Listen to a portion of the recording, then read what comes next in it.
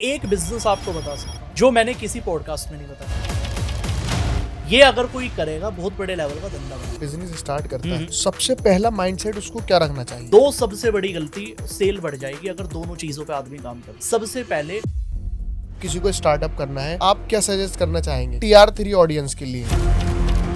असद जी, अगर गांव वाले को ये पता चल जाए कि उसके गांव में सोने की खान है ना, वो इतना अमीर बन जाएगा उसने जिंदगी में हिसाब नहीं लगाया। वो है दो चीजें। कितने रुपए के इन्वेस्टमेंट से स्टार्ट हो सकते हैं बिजनेस? मेरे पास बहुत सारे लोग आते हैं, कह रहे कार्तिक सर मैं बिजनेस करूं, मैं फेल हो गया। बिल्कुल होगा। 99% चांस आप फेल होंगे। 1 लाख लगाए सारा डूब जाए। मैं तो 1% पे खेलता हूँ। मुकेश अंबानी जी का मानना ये है, जो हो गया उससे सीख लो, चाहे वो अच्छा है बुरा। कोई यंग लड़का कोई बिजनेस करना चाहे ठीक है। 2026 के अंदर, सबसे ज्यादा स्कोप किस चीज में? एक इंडस्ट्री है जो बहुत ही ज्यादा अंडररेटेड है, जिसके बारे में कोई बात नहीं करता कभी भी, वो है 26 में ऐसे कौन से बिजनेस हैं नीचे जाने वाले? आपको एक बिजनेस करना है, फर्स्ट प्रायोरिटी पे किस बिजनेस को रखेंगे? देखो, बड़ा सिंपल है कि बिजनेस करने के लिए आपको ज्यादा चीजें नहीं चाहिए। और दूसरा बिजनेस क्या करते हैं आप? कोई दूसरा बिजनेस करना होता आज की डेट के तो मैं सिर्फ और सिर्फ है ना बिजनेस करता। कोई भी बिजनेस को फ्रेंचाइजी लेवल पर किस तरीके से बढ़ाएं? B2B में धंधा बढ़ाना। सक्सेस का क्या फॉर्मूला है?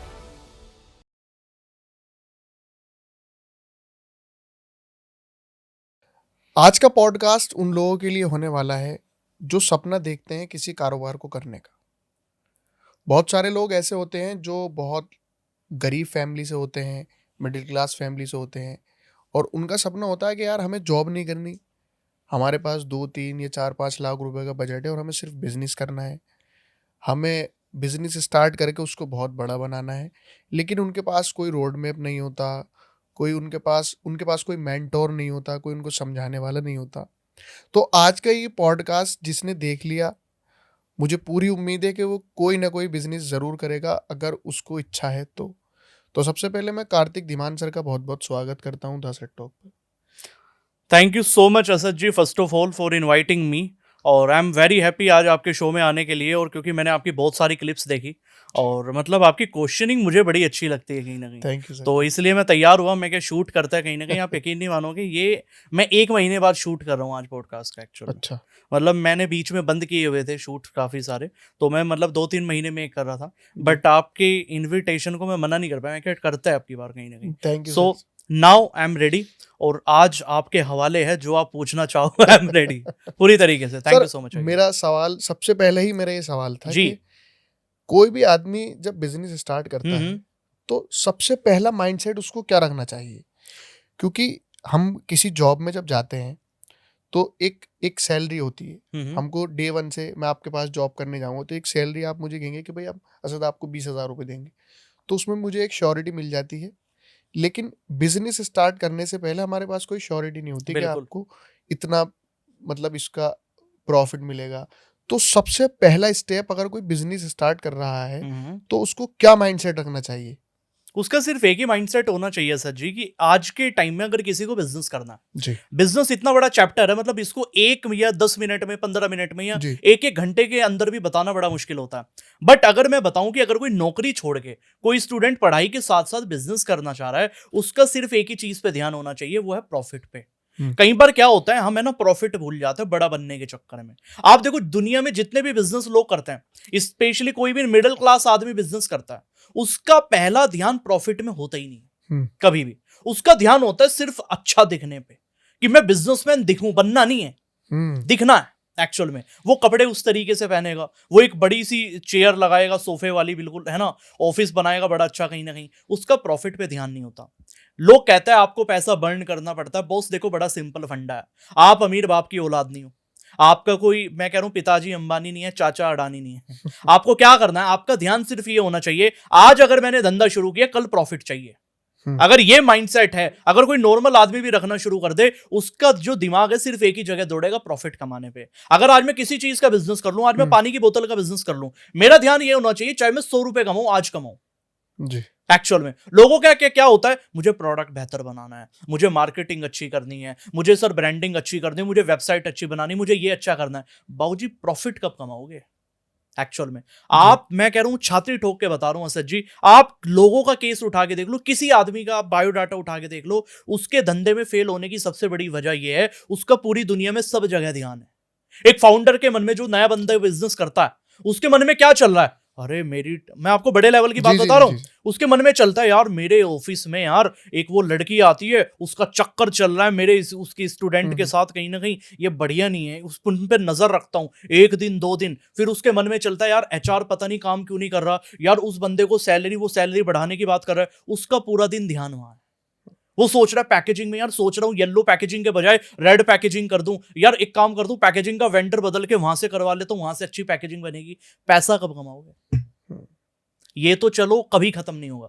3 चीजें असद जी ऐसी है जो नेवर एंडिंग है, आप कितना ही पैसा लगा लो कभी खत्म नहीं होगा। वो क्या है? पहला बिजनेस, दूसरा शादी, तीसरा घर। ये तीनों वो चीज, आप कितना पैसा लगा लो, आप 10 करोड़ रुपए लगा लो, तब भी कमी रह जानी ही है। आप एक फैक्ट्री डाल लो, आप बढ़िया प्रोडक्ट बना लो बड़े लेवल पे, लेकिन एक्चुअल में फिर भी कुछ ना कुछ कमी रह जाएगी। तो this is never ending process. पहली बात तो अगर कोई डे 1 से ध्यान सिर्फ और सिर्फ प्रॉफिट पे दे कि चाहे मैं आज एक प्रोडक्ट बेचूं, मुझे पैसा कमाना है, मैं कह रहा हूं वो बंदा जिंदगी में कभी मार नहीं खाएगा। मैं आपको एक रियल इंसिडेंट बताता हूं। अभी 2 दिन पहले मेरी एक मीटिंग हुई एक क्लाइंट के साथ। उन्होंने मेरी एक वीडियो देखी, बहुत टाइम से देख रहे थे, कह रहे सर मैं मसाले का बिजनेस मैंने शुरू किया, मसाले का प्रोडक्ट बनाया, सबसे नंबर 1 पैकेजिंग बनाई, नंबर 1 वेबसाइट बनाई और नंबर 1 सारी चीजें बनाने में लग रहे हैं। मैं क्या सेल कितनी है? सर 0। कितना टाइम हो गया? 6 महीने। कह रहे मैं क्या आप प्लान क्या है? कह रहे सर प्रोडक्ट को थोड़ा और अच्छा बनाऊंगा। मैं क्या यही प्रॉब्लम है, बेचने पे ध्यान ही नहीं है। कह रहे सर इतनी चीजें कर ली, प्रोडक्ट बेचा ही बिका ही नहीं। क्यों बिकेगा जी? हमने बेचने के लिए किया क्या? मैं कह रहा हूं आप पूरे दिन में अगर खुद से ये पूछ लो ना कि मैंने कितने घंटे पैसा कमाने में दिए, आपको आंसर मिलना शुरू हो जाएगा जी। मैं असद जी अगर रोज रात को 2 बजे सोता हूं, मेरा सबसे पहले खुद से एक ही क्वेश्चन होता है, आज मैंने पैसा कमाने के लिए कितने घंटे काम किया जी। बड़ा बनने के लिए, सोशल मीडिया, ये अलग चीज है एक्चुअल में, मैंने पैसा कमाने के लिए क्या काम किया। अगर कोई भी नॉर्मल आदमी बिजनेस करने से पहले या बिजनेस करने के बाद खुद से डेली एक क्वेश्चन पूछ ले कि मैंने अपना प्रोडक्ट बेचने के लिए आज क्या किया है, अगर एक दो क्वेश्चन पूछ ले, उसको आंसर मिलना शुरू हो जाएगा जी। सबसे बड़ी प्रॉब्लम ये है हमारा प्रॉफिट पे ध्यान नहीं है एक्चुअल में। अगर कोई किसी का माइंडसेट बन जाए ना, मुझे आज से पैसा कमाना है, डजंट मैटर आपका बिजनेस क्या है, जरूर आप, मैं कह रहा हूं 1 साल में 100 करोड़ की कंपनी बना लो, कोई दिक्कत नहीं है। मैं कह रहा हूं आज 100 रुपए तो कमा लो जी, दैट्स द थिंग। तो ये माइंडसेट जब आ जाता है, वो जिंदगी में मैं कह रहा हूं उसका सबसे बेस्ट मोमेंट होगा हमेशा। तो इससे बड़ी चीज नहीं मानता। जैसे मैंने मसाले वाले बताया, पैसा ही नहीं कमाया 6 महीने से, व्हाट यू आर डूइंग। मैं देखता हूं बहुत सारे लोगों को, क्या कर रहे हो भाई, धंधे में 10 लाख रुपए लगा दिया, 1 लाख रुपए महीना नहीं कमा रहे हो, फायदा क्या है। मेरे पास क्लाइंट आते हैं, लोगों का बिजनेस लॉन्च करा, अगर 1 महीने में लॉन्च हुआ है, मुझे अगले दिन प्रॉफिट चाहिए। मेरी हर हफ्ते की रिपोर्ट यही होती है, आज पूरे हफ्ते में प्रोडक्ट कितने बेचे। मैं ये नहीं पूछता आपने सोशल मीडिया पे क्या डाल, मुझे मतलब ही नहीं है प्रोडक्ट क्या बेचा, सेल्स कितनी है। At the end of the day क्या सेल्स है। कंपनी बड़ी किससे बनेगी? सेल से बनेगी। अगर फंडिंग भी उठाने जा रहे हो तो लोग यही तो पूछेंगे ना, आपने टर्नओवर क्या किया। बट असद जी बात बहुत छोटी है, लेकिन मीनिंग बहुत बड़ा है। हम में से ज्यादातर लोग सेल्स पे ध्यान ही नहीं देते, पैसा कमाने पे सिर्फ दिखना है। 4 लोग तारीफ कर दे, यार आपने क्या प्रोडक्ट बनाया, कह रहे सर प्रोडक्ट 1 नंबर बन गया, बिका क्यों नहीं जी एक्चुअल में। तो मेरा मानना है कि अगर कोई बेचने पे ध्यान दे ले, जिसका डे 1 से बिजनेस में, क्योंकि बिजनेस में बहुत चीजें होती है, आपको आइडिया भी अच्छा करना है, आपको रिसर्च भी करनी है, आपको पैकेजिंग बनानी है, लाइसेंस भी अच्छे करना है, आपको मार्केटिंग भी करनी है, एड कैंपेन भी चलाने हैं, आपको डाटा भी मेंटेन करना, फाइनेंस भी मेंटेन करना, इतनी सारी चीजें हैं। लेकिन पैसा किससे आएगा इन सब चीजों से? सेल। उस पे ध्यान देना, बस सारी चीजों पे ध्यान ही नहीं देना। अच्छा, अगर कोई नौजवान लड़का जी 20 या 22 साल का लड़का कोई स्टार्टअप करता है, मैं कहता हूँ पानी का ही बिजनेस शुरू करता है, तो उसको क्या क्या स्टेप लेने चाहिए सेल्स से रिगार्डिंग? देखो, अगर किसी को माल बेचना, चाहे वो पानी का बिजनेस बेच रहा है, क्योंकि पानी का जो बिजनेस है वो नीड बेस्ड बिजनेस है, तो मैं उसी के एग्जांपल लेके चलता हूं। अगर कोई नीड बेस्ड बिजनेस कर रहा है, जस्ट लाइक कोई FMCG प्रोडक्ट हुआ, ठीक है, जैसे कोई आटा बेच रहा है, मिलेट्स बेच रहा है, सरसों का तेल बेच रहा है, मस्टर्ड ऑयल टाइप का आइटम बेच रहा है, जो डेली यूज आइटम होती है, पानी का ही क्यों ना हो, कहीं ना कहीं उसको अगर अपनी डेली सेल्स बढ़ानी है, कहीं ना कहीं उसको सिर्फ एक ही चीज पे ध्यान देना पड़ेगा, वो है कि वो ऑफर क्या दे रहा है एक्चुअल में। अच्छा, ऑफर। लोग ऑफर हमेशा भूल जाते हैं। लोग सोचते हैं सर फेस्टिवल थोड़ी है ऑफर दूं मैं, सर 15 अगस्त थोड़ी आ रही है ऑफर दूं, दिवाली थोड़ी आ रही है ऑफर दूं, क्यों फेस्टिवल का वेट करना है। एक एक ऑफर से लोगों की सेल बढ़ जाती है एक्चुअल में। अच्छा, एक एक ऑफर से मैंने बहुत सारे लोगों को देखा। 2 सबसे बड़ी गलती सेल बढ़ जाएगी अगर दोनों चीजों पे आदमी काम कर ले। सबसे पहले कस्टमर डाटा, कलेक्शन। ये सबसे बड़ा फॉर्मूला दे रहा हूं आज हर आदमी को। अच्छा। किसी का पानी की बोतल का ब्रांड है, किसी का कोई एफएमसीजी का ब्रांड है, किसी ने कोई भी ब्रांड बनाया, अगर उसको आज अपनी सेल बढ़ानी है, उसको डाटा मेंटेन पहले करना पड़ेगा। डाटा कितने लोगों के पास है। मैं आपको एक स्टोरी बताता हूं। मेरे पास एक पर्सन का मैसेज आया, एक कैफे वाला आया मेरे शहर का, कह रहे सर मेरा कैफे नहीं चल रहा। क्या ये तो बड़ी दिक्कत वाली बात है। कह रहे सर अगर ऐसे चलता रहा 6 महीने में बंद करना पड़ जाएगा। मारो वहीं कनेक्ट करूंगा मैं चीजों को। मैं क्या चलो देखते हैं। मैं उनके कैफे गया, मैंने उनके मैनेजर से एक सवाल पूछा, मैं क्या आपके लास्ट मंथ कस्टमर कितने आए? कह रहे कि सर लास्ट मंथ तो नहीं बता सकता, लेकिन बिलिंग हमारी 28 हुई, 28 लोगों ने बिलिंग कराई। ठीक है कोई दिक्कत नहीं। मैं क्या सबसे ज्यादा आपके जो कस्टमर है वो आते किस टाइम है? मॉर्निंग आते, इवनिंग आते, आफ्टरनून आते हैं। पता तो चलेगी लंच आपका बेटर है, डिनर आपका बेटर है, ब्रेकफास्ट बेटर है। जी। अरे सर वो तो स्पेसिफिक डाटा नहीं है। मैं क्या चलो ठीक है। मैं क्या आपके यहाँ फैमिली ज्यादा आती, स्टूडेंट ज्यादा आते हैं? सर वो भी डाटा नहीं है। मैं क्या चलो कोई दिक्कत नहीं है। मैं क्या चलो ये तो बता दो कि कौन सी डिश आपकी सबसे ज्यादा बिकती है? कह रहे सर वो भी डाटा नहीं है। मैं क्या चलो एक फाइनल चीज तो बता दो कि एवरेज ऑर्डर साइज क्या है, प्राइस कितना है, कि 400 का मिनिमम ऑर्डर है, एवरेज क्या आ रहा है? कह रहे सर वो भी नहीं पता। यहां गड़बड़ है। जब आपको यही नहीं पता कि आपके यहाँ लोग कितने आ रहे हैं, कि अगर आपके मॉर्निंग में आ रहे हैं मतलब, तो यानी आपको मॉर्निंग और ज्यादा बेटर करना चाहिए, मॉर्निंग पे फोकस करना चाहिए, ब्रेकफास्ट पे फोकस करना चाहिए। अगर आपको लग रहा है कि आपके पास एक्चुअल में लोग आ रहे हैं कि उनका 400 या 500 एवरेज साइज है, तो डिश का प्राइस उस लेवल का 400-500 लोग। This is the thing. आपके यहाँ अगर स्टूडेंट ज्यादा आ रहा है तो स्टूडेंट के लिए कोई ऑफर निकालना है। अगर फैमिली ज्यादा आ रही है तो फैमिली के लिए कुछ करना है, लाइव सिंगिंग करनी पड़ेगी। तो ऐसी बहुत सारी चीजें। जब डाटा ही नहीं होगा क्या प्रॉब्लम सॉल्व करोगे? प्रॉब्लम पता तभी चलती है सद जी जब आदमी के पास डाटा होता है। When you have data, you don't panic. ये सबसे बड़ी लाइन है, लोगों को समझनी पड़ेगी। जो बिजनेसमैन पैनिक कर रहा है ना आज की डेट में, उसके पास डाटा नहीं है, वो परेशान है, उसको नहीं पता कैसे करना है। तो आज किसी को सेल बढ़ानी है, एक ही तरीका देखो, डाटा देखो अपना। डाटा क्या है? अगर पानी का बिजनेस कर रहे हो ना, पानी का डाटा चेक करो कि आपकी सेल किस टाइम सबसे ज्यादा होती है, किस दिन होती है, किस डेट में होती है, किस टाइम होती है, किस होलसेलर से होती है, रीजन क्या है सेल्स का, आइडेंटिफाई तभी कर पाओगे। उस टाइम पे सारा एफर्ट डाल दो अपना। डाटा जितना डेप्थ का डाटा उठा सको, जितना 3-4 डाटा तो जरूर होना चाहिए कि अगर आप B2B में माल बेच रहे हो, किस होलसेलर से आपकी सबसे ज्यादा सेल आ रही है, रीजन क्या है, और किस दिन आ रही है, मंडे में आ रही है, ट्यूसडे में आ रही है, संडे में आ रही है, फेस्टिवल में आ रही है, शादियों की सीजन में आ रही है, क्या आ रही है, मेन कारण क्या है सेल्स का एक्चुअल में। ऑफर तभी तो दोगे। आप ऑफर किस तरीके से दे सकते हो मैं बताता हूं। जैसे मान के चलो जो स्पेशली प्रोडक्ट की सेल होती है B2B में, वो पैक के हिसाब से होती है, वो सिंगल प्रोडक्ट की सेल नहीं होती कभी भी, वो पैकेट में बिकती है। एक बॉक्स में 24 पीस है, 25 पीस है, इस तरीके से। तो यानी अगर आपने ये कर दिया कि भैया 24 पीस के साथ आपको 5 बोतल एक्स्ट्रा फ्री मिल रही है, आपने मैं कह रहा हूं होलसेलर को ऑफर देना शुरू कर दिया, वो आपका प्रोडक्ट बेचने को तैयार है। आज भी प्रॉब्लम ये है सर जी कि हम लोग है ना ऑफर नहीं देना चाहते जी। हम लोगों का ऑफर में ध्यान ही नहीं है, हम कस्टमर के लिए काम ही नहीं करना चाहते, हम रिटेलर के लिए काम नहीं करना चाहते। आज मैं लोगों को ट्रेड सीक्रेट बता रहा हूं, चाहे इसमें टाटा हो, चाहे इसमें आप आशीर्वाद आटा उठा लो, चाहे आप इसमें बिस्लेरी उठा लो, अगर धूप बत्ती अगरबत्ती वाले ब्रांड में मैं जाऊं, चाहे जेड ब्लैक उठा लो, जितने भी टॉप का ब्रांड है वो रिटेलर को ज्यादा फैसिलिटी और मार्जिन नहीं देता। ये मैं इनसाइट बता रहा हूं, धंधे की इनसाइट। अगर ये चीज कोई भी नया बिगनर समझ लेना, अपॉर्चुनिटी है। आज लोग कहते हैं सर बिस्लेरी बिक रही है, बिस्लेरी को कोई नहीं खरीदेगा अगर आप अपना ब्रांड लॉन्च कर दो और आप रिटेलर को स्कीम देना शुरू कर दो।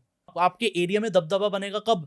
जब आप एक्चुअल में रिटेलर के लिए करोगे, जब उसको वो बेचेगा वही जिसमें उसको ज्यादा प्रॉफिट मिले। That is the thing. दुकान किस लिए खोल के बैठा है? प्रॉफिट के लिए। बताओ, वो इसलिए खोल के बैठा नहीं मुझे रेड बुल ही बेचनी है, कोई है दुकानदार ऐसा? नहीं, मैं तो इसलिए खोल के बैठा मुझे मॉन्स्टर ही बेचनी है, चाहे पैसा बचे ना बचे। नहीं, पहले आपको सामने वाले के लिए सोचना पड़ेगा। फिर जब आपकी सेल ज्यादा हो जाएगी तो आपकी प्रॉफिट तो फिर बनेगा ही बनेगा। प्रॉफिट बनना है। रिटेलर का जिस आदमी ने ध्यान रख लिया वो पैसा ही कमाएगा। 2 तरीके से धंधा बढ़ाया जाता है सज्जी जी। पहला, अगर B2B में धंधा बढ़ाना है, रिटेलर को भगवान बना लो आज ही।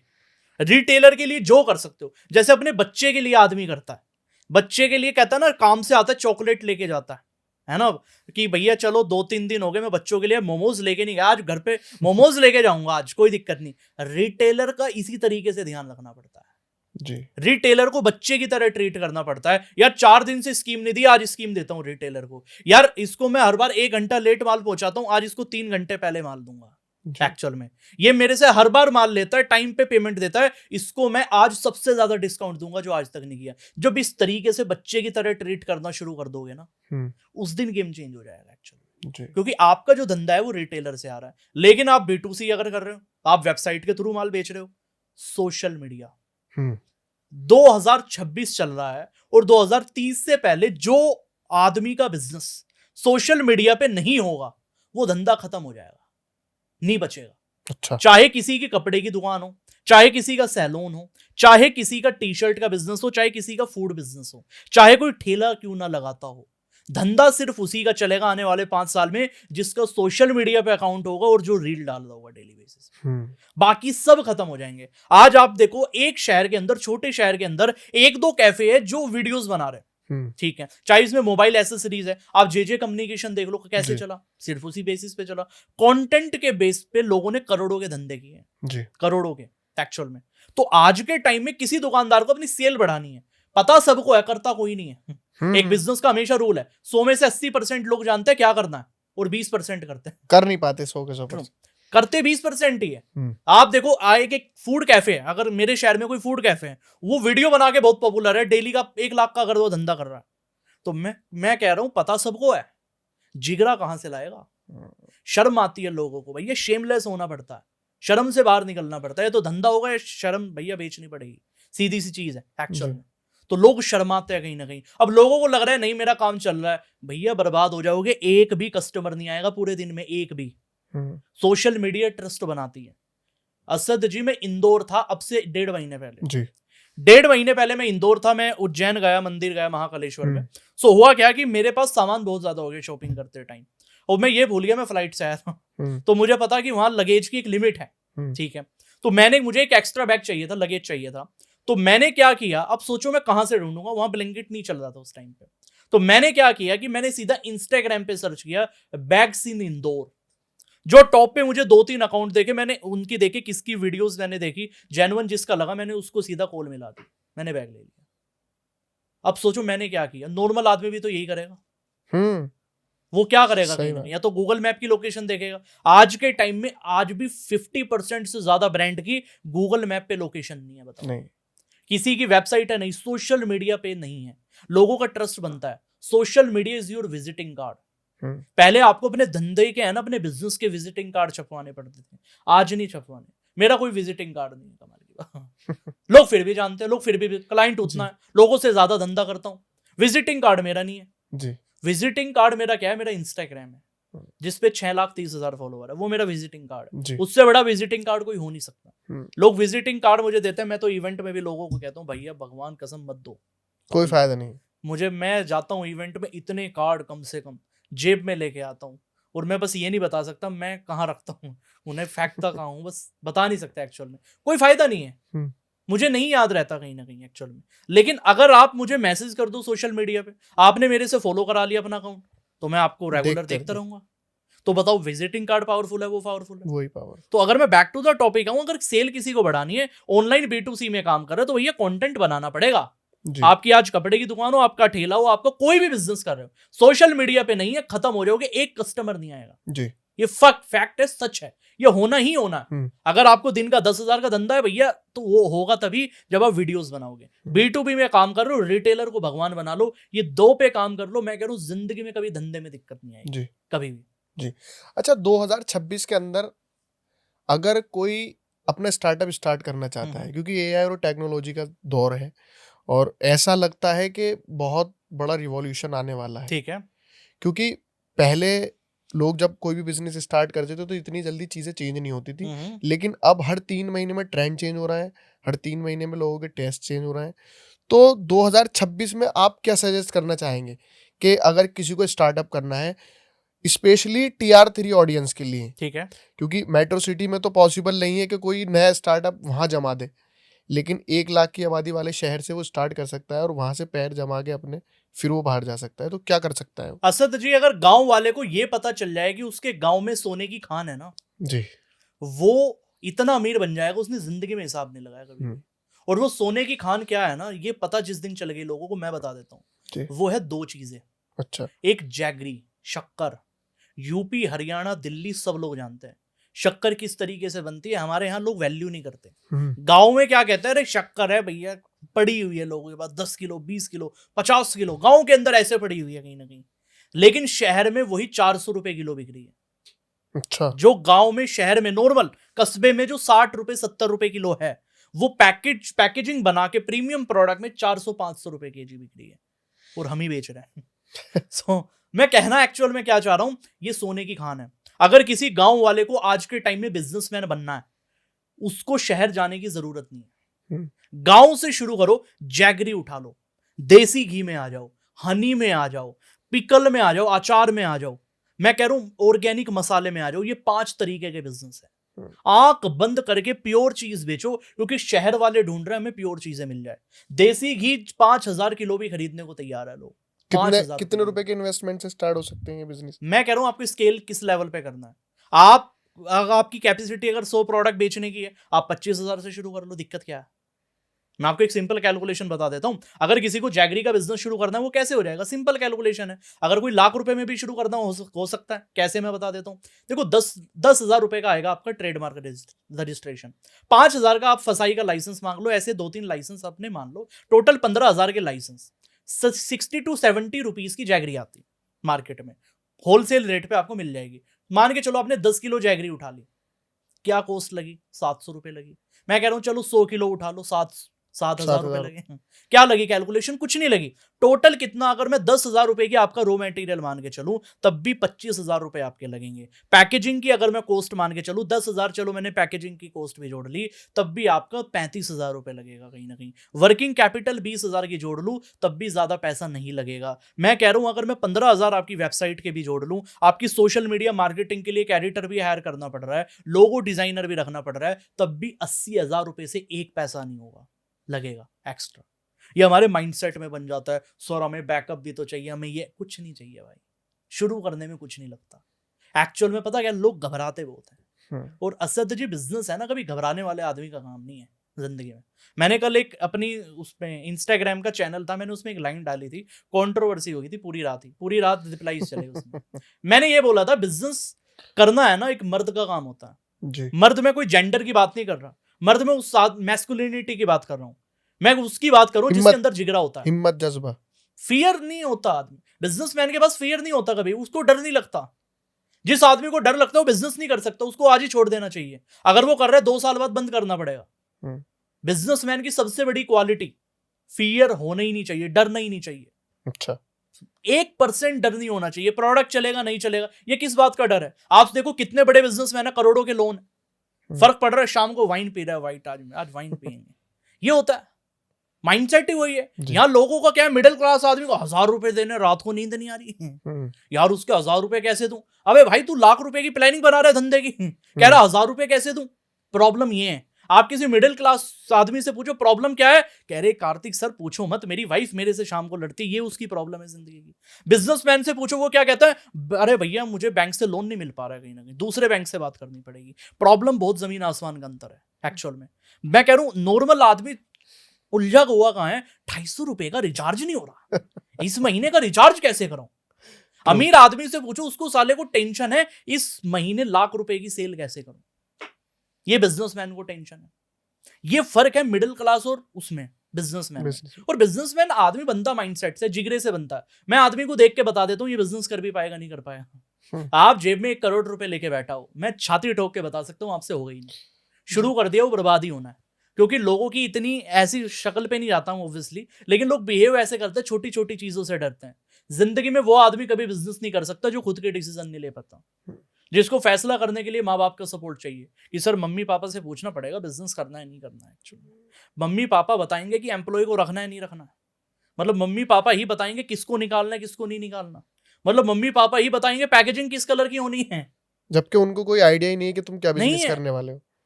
मतलब मेरी अम्मी को या किसी भी अम्मी को जिनकी 60 या 65 प्लस एज है, उनको क्या मालूम कि बिजनेस क्या होता है। मेरी कंपनी है जी, मुझे 100 करोड़ का टर्नओवर करना है, मैं अपनी फैमिली को जाके कहूं मुझे बता दो कैसे होगा, बताओ मेरे से बड़ा बेवकूफ कौन है एक्चुअली। वो कहीं ना कहीं ये कह देंगे अरे बेटा 100 करोड़ का क्या करेगा। हाँ, 2-4 करोड़ हमें तो आज भी कहते हैं हमारे घर वाले, कह रहे हमारे सामने ये बात मत करो, क्योंकि हमारे जो घर में कॉन्वर्सेशन चलती है बहुत ज्यादा डिफरेंट है एक्चुअली, सभी के घरों में। बिल्कुल कि हमारे यहाँ चलता रहे, उसने ये क्यों कह दिया, रिश्तेदार ये चल हमारे यहाँ कॉन्वर्सेशन उल्टी है जी जी कि उस कंपनी ने इतने का टर्नओवर कर दिया, उस कंपनी ने 100 करोड़ कर दिया, वो $1 बिलियन की वैल्यूएशन मांग रहा है। जब आप एनवायरनमेंट अपनी फैमिली में ऐसा बना दोगे ना, तो आपकी वो कॉन्वर्सेशन हुई होगी एक्चुअल में। जी। आज मिडिल क्लास का आदमी इतनी बड़ी तेजी से ग्रो क्यों नहीं कर पाता? मैंने बात की आदमी बिजनेसमैन क्यों नहीं बन पाता, क्योंकि फियर है, डर है। वो डर बना क्यों है मिडिल क्लास आदमी को? वो बना ही इसलिए है सत जी, क्योंकि एक्चुअल में है ना, उसकी परवरिश ही कुछ इस तरीके से हुई। उसको छोटी छोटी चीजों से डराया। उसको बचपन में तो हम यही कह देते थे कि चुप हो जा, भूत आ जाएगा। उसको पहले ही डर वहीं से पैदा कर दिया जी। वो कुछ पढ़ाई करने जाता था, बेटा फेल मत हो जाइए, डंडा तैयार है, बेल्ट ट्रीटमेंट तैयार है अब की बार। तो उसको पहले से ही डरा दिया, भाई नंबर कम नहीं लाने, कह रहे नौकरी करनी है, कह रहे तेरे ताऊजी का लड़का वो काम कर रहा है, तुझे भी वही करना है, तेरा चाचे का लड़का वो काम कर रहा है, तुझे भी वही करना। प्रेशर इतना ज्यादा दे दिया, बच्चे के अंदर डर ही डर है, उसके अंदर इतने ज्यादा ट्रोमास है जिंदगी में, क्या पूछोगे आप। जी। हीलिंग जब बच्चे की होती है आदमी को पता चलता है। पर मैं कहता हूँ, आप देखना बिजनेसमैन बनते हमेशा बैक वेंचर है, डरते ही नहीं साले किसी से। जी। कुछ भी हो जाए जिंदगी में डरते ही नहीं। मुझे ऐसा लगता है बहुत सारा समझदार आदमी ना वो कैलकुलेशन में ही रह जाता है, वो और जो calculate बैक करता बेंचर है। होता है वो बोला अरे जो होगा देखा जाएगा। हमारी मेंटेलिटी वही जी। थी, कह रहे आज होमवर्क पूरा नहीं हुआ, चलो देखेंगे, देख क्या कर सकता हूँ। मेरे तो मामा जी ने एक बड़ी प्यारी लाइन सी गई थी, मुझे आज तक याद है। उसके बाद मैंने जिंदगी में कभी स्कूल में मुझे डर नहीं लगा पिटने से। कह रहे एक मारेंगे दो मारेंगे, जान से थोड़ी मार देंगे। मैं क्या बात तो सही है वही भाई। बिजनेस है, है नुकसान होगा फिर प्रॉफिट सीधी तो सीधी। होना ही। अगर तुम लग गए उसके पीछे तो एक दिन नुकसान, 2 दिन नुकसान, 3 दिन नुकसान, हाथ धोकर अगर पीछे पड़ जाओगे तो बिजनेस बना के ही बाजाओ। मेरे पास बहुत सारे लोग आते हैं, कह रहे कार्तिक सर मैं बिजनेस करूं, मैं फेल हो गया। बिल्कुल हो गए, बिल्कुल 99% चांस आप फेल होंगे। 90 चलेगा ही नहीं, बंद हो जाएगा। 1 लाख लगाए सारा डूब जाएगा। सोचो 1% चांस। मैं तो 1% पे खेलता हूं। मैंने जिंदगी में असद जी जितने भी बिजनेस किए, चाहे कंटेंट क्रिएशन ही क्यों ना हो, मैंने 1% पे खेल के काम किए। 99% चांस है नहीं चलेगा। 1% चाहिए भैया, अगर चल गया फिर क्या होगा। मुझे तो वो 1% ही ऐसी दुनिया में ले जाता है एक्चुअल में। मुझे नहीं चाहिए 99% का कन्विक्शन। और देखो कन्विक्शन होना बहुत ज्यादा जरूरी है। अगर आपके अपने प्रोडक्ट पे कन्विक्शन नहीं है, अगर आज आप देसी घी बेच रहे हो गांव से, मैं कह रहा हूं आपको अगर अपने प्रोडक्ट पे कन्विक्शन नहीं कि मेरे से बढ़िया नहीं बना रहा, मैं कह रहा हूं आप प्रोडक्ट बेच ही नहीं सकते। मेरे एक क्लाइंट थे जिनका मैंने अभी हल्दी का बिजनेस शुरू करा, प्योर लाकाडोंग हल्दी बेची जा रही, प्योर। क्योंकि हल्दी की 2-3 वैरायटी, अगर किसी को मसाले का बिजनेस करना है, मैं बता रहा हूँ, हल्दी में अगर कोई हल्दी बनाना चाह रहा है 2-3 वैरायटी होती है। एक सालेम हल्दी होती है, एक राजापुरी हल्दी होती है, और एक तीसरी होती है लाकाडोंग हल्दी। जो सबसे ज्यादा प्योर होती है वो लाकाडोंग हल्दी होती है, जो 400 रुपए किलो बिकती है। अच्छा। जो मार्केट में मुश्किल से कोई गिने चुने ब्रांड बना रहे होंगे, कोई नहीं बना रहा। मैं किसी बड़े ब्रांड का नाम नहीं लेना चाहता, वो राजापुरी हल्दी का यूज करता है, जो मीडियम क्वालिटी की है। हाई क्वालिटी हल्दी का प्रोडक्ट उनका मैंने लॉन्च कराया। कराने का रीजन ये था ताकि बेचे, ताकि ये कन्विक्शन रहे मेरे से ज्यादा प्योर कोई नहीं बेच रहा। That is the thing. तो मैं कह रहा हूं अगर प्रोडक्ट पे कन्विक्शन है, बेचो, बाजार में दिक्कत क्या है। मुझे अगर मैं आज फॉर एग्जांपल अपनी बिजनेस कोचिंग दे रहा हूं, मुझे पता है कि जो भी क्लाइंट मैंने ऑनबोर्ड किया उसका बिजनेस 30 दिन में लॉन्च हो जाएगा। मुझे पता है होना ही ना होने का मतलब ही नहीं है एक्चुअल। और अगर भैया डाउट है तो मत उतरो। एक मिल्खा सिंह की बड़ी प्यारी लाइन है सर जी। मिल्खा सिंह से एक इंटरव्यू में पूछा गया कि जब आप अपनी जिंदगी की वो रेस हारे, सबसे जो मेन इंपॉर्टेंट थी, जो विदेश में जाके आपको जीतनी थी, कह रहे सिर्फ एक ही चीज हुई। जब मैं आने वाला था, जहां रिबन होता है ना वो क्रॉस करने का, जहां पता लगेगा कि विनर थे, कह रहे सबसे आगे मैं ही था, मैं पहुंच ही चुका था ऑलमोस्ट। प्रॉब्लम क्या हुई, मेरे बीच में मन में ख्याल आ गया, अगर मैं ये नहीं जीता क्या होगा।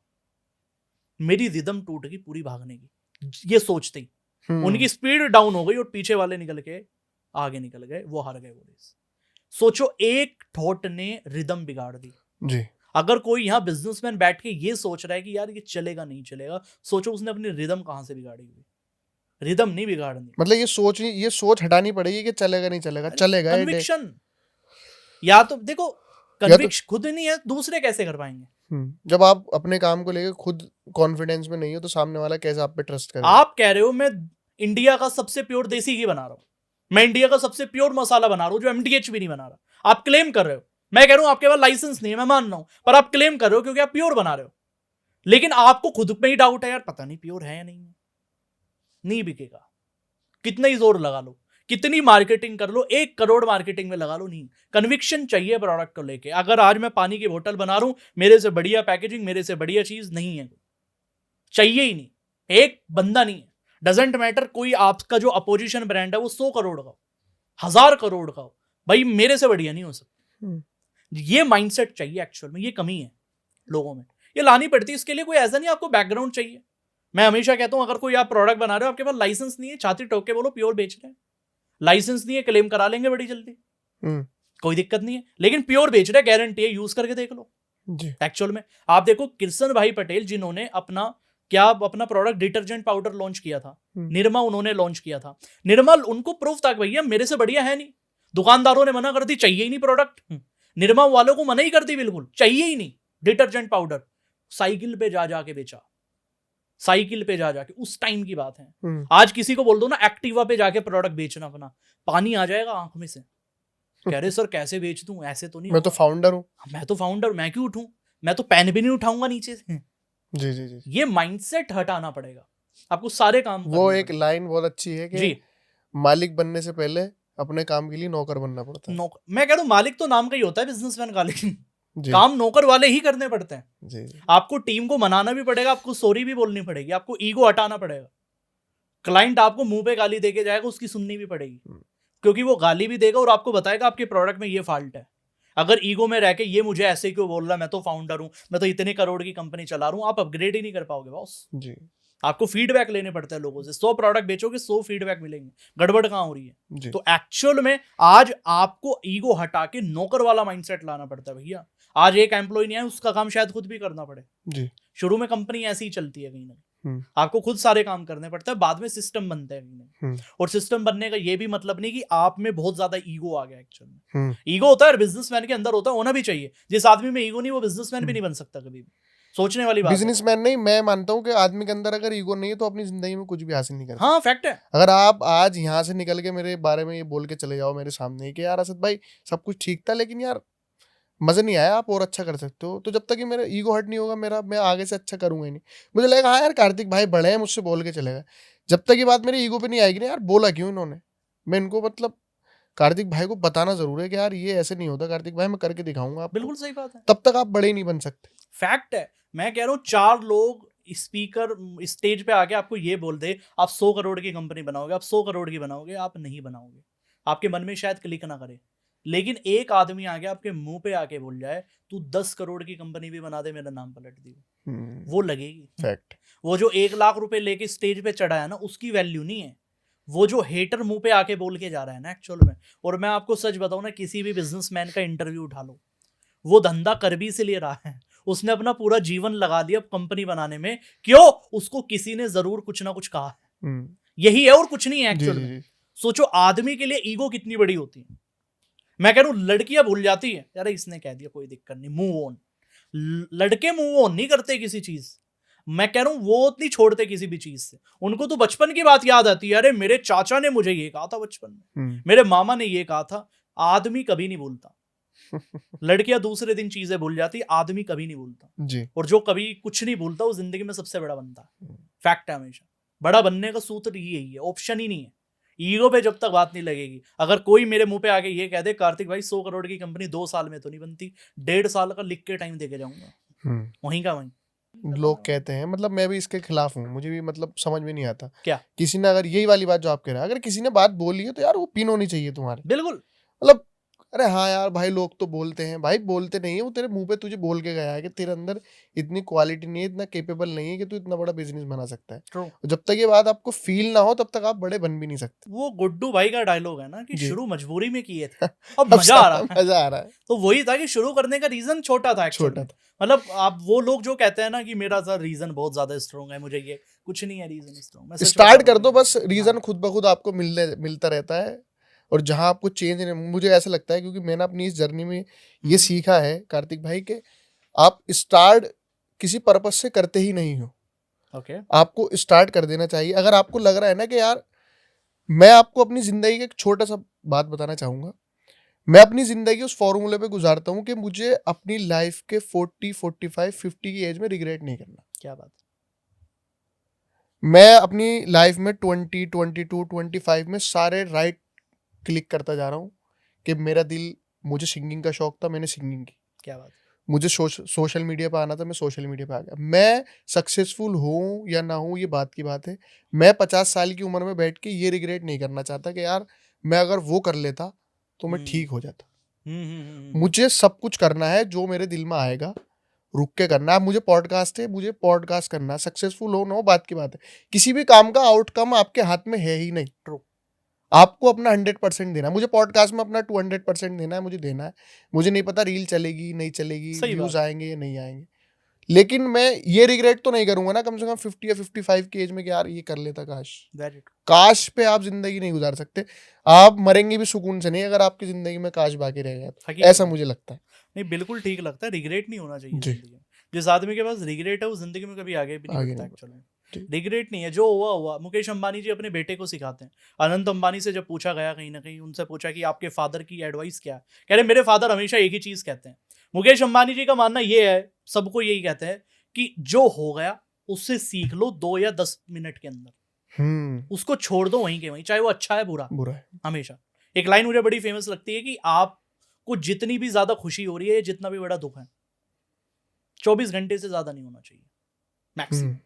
कितनी भी बड़ी खुशी है, कितना भी बड़ा दुख है, मैक्सिमम 24 घंटे। 24 घंटे के बाद नॉर्मल हो जाओ, बैक टू न्यू लाइफ कहीं ना कहीं।